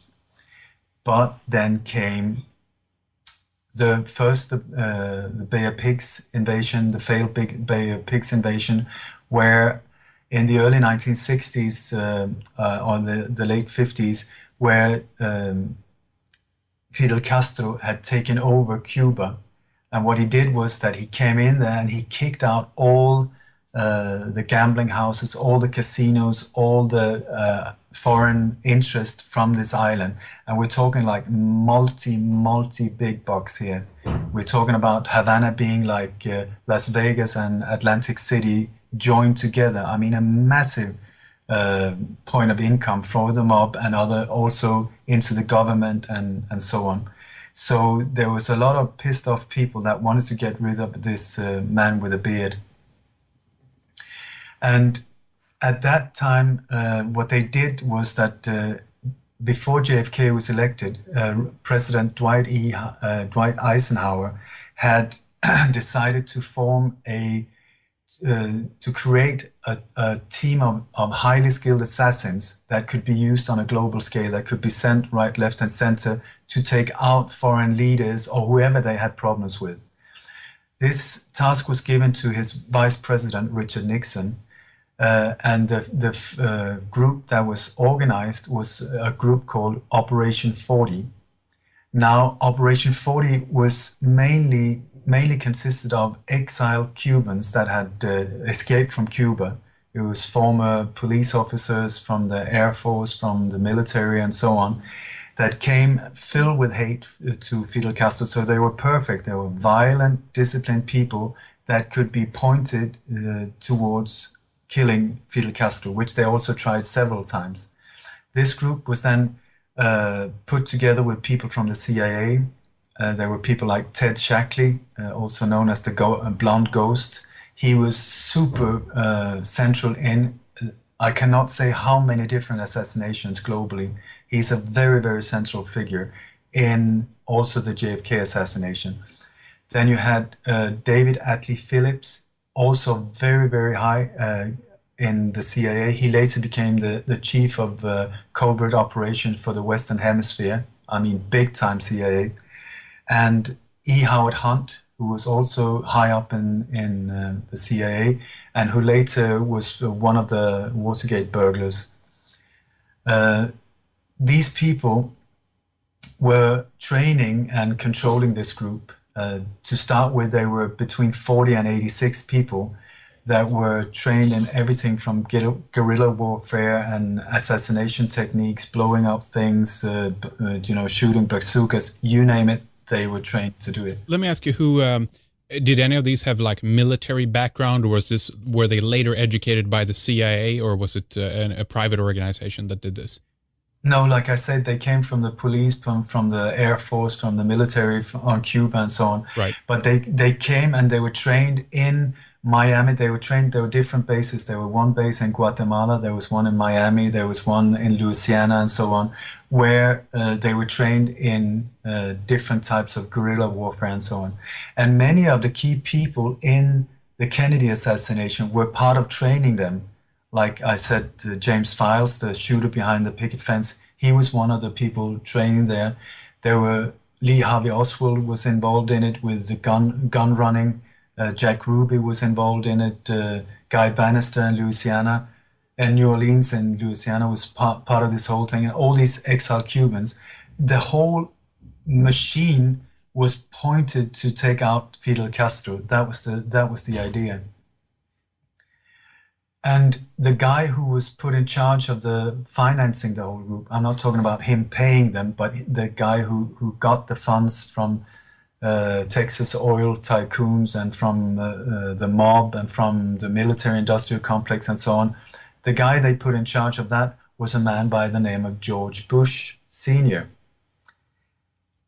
Yep. This George Bush was, at that point, his father was Prescott Bush, which was a very, very interesting and very central person when it came to funding the Hitler war machine. He was even accused of treason and so on. But what he was working for the same bankster elite, trying to fund both sides and keep the Second World War going. He and Alan Dulles and other people like that was also very central in Operation Paperclip, where they exported all of these Nazis. Most people think that the Nazi war machine was over after the Second World War. It was not. What happened was a few were sentenced and the rest of them was imported to the States and other countries, where they were part of building up the so-called OSS, which later turned into the CIA, also the Stay Behind network in Europe, the Gladio network, and building up NASA and the whole banking system and so on. So this whole very central Nazi mentality has just been fundamental in modern American society that has then spread all over the world. So, like I said, and the guy that George Bush was given as his right hand in this funding part was a man by the name of Felix Rodriguez. This Felix Rodriguez has followed George Bush Sr. in his whole career as his right hand when it has come to dealing with problems. He was also very central in the Iran-Contra scandal, where he was also the guy who tracked down Che Guevara, Fidel Castro's partner. They tracked him down in Bolivia. A small little group of military people tracked him down, and then the guy that was ordered to kill him, Felix Rodriguez, gave the order, and the one who actually pulled the trigger was a man by the name of David Morales. He was also way up in the in the CIA. He was the chief of the JM Wave station in Miami, which was a massive, big operation. And this David Morales was also at the Ambassador Hotel when Robert Kennedy was assassinated, and so on. We're talking about the same people popping up everywhere. So then came the Cuban Missile Crisis, when, and not which we're told by the official story, that it came from behind and upwards from the sixth floor and the Texas School Book Depository, where the so-called patsy Lee Harvey Oswald is supposed to have been shooting from. Right. So when I saw that, I really understood that, my God, this thing that we're being fed through media, there's something very, very wrong with that. And that after that, I think I read a couple of hundred books on the JFK assassination, and then from there, I got more and more interested in the Robert Kennedy assassination, the Martin Luther assassination, and so on, Malcolm X, all the way back to Abraham Lincoln, and also back to the Roman times. And I started after a while to see a very clear picture of how these assassinations were carried out, almost like by a template. And then while I was getting more and more into this, the Swedish Prime Minister, Olof Palme, was shot dead in, it's almost, I think it's 28 years now, within a few days, on the 28th of February. And to start with, I thought that we had a beautiful, great police in Sweden, that it was a democracy where you could trust the government, where you could trust the police and so on. But it didn't take that long before there was a lot of strange things going around this investigation as well. And after a while, I started seeing that the exact same template was being used in Sweden as had been used in the States or in Chile or in South Africa and so on. They were using the same template, how to commit or carry out an assassination on a very, very high level, and how to dupe the population into thinking that it was the work of a lone crazy guy. So once I started seeing that it was actually being used in Sweden as well, and I was able to even predict what the Swedish government or investigation was going to do, first I got really freaked out, because I thought, oh my God, this turned my whole world upside down. But then after that, I started looking upon these assassinations from a much higher perspective, trying to see how on earth can they be so similar if they're not connected? And now, 30 years down the road, I've been able to find very clear trails and evidence that these assassinations, many of these major assassinations and so-called terror acts, are being ordered by the same power elite, the same global power elite, and has been carried out by more or less the same hit team. And so this is what I would like to focus on this evening, to expose in great details this hit team, who they were, and also what actually happened in Dealey Plaza this Friday afternoon in 1963, when the American president was brutally slaughtered.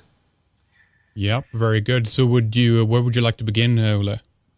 I would like to begin with maybe to just give a little background, because there's so many theories going on about, did Jackie Kennedy shoot him, or did the driver shoot him, or did whoever shoot him? Was it the mob? Was it the KGB and so on?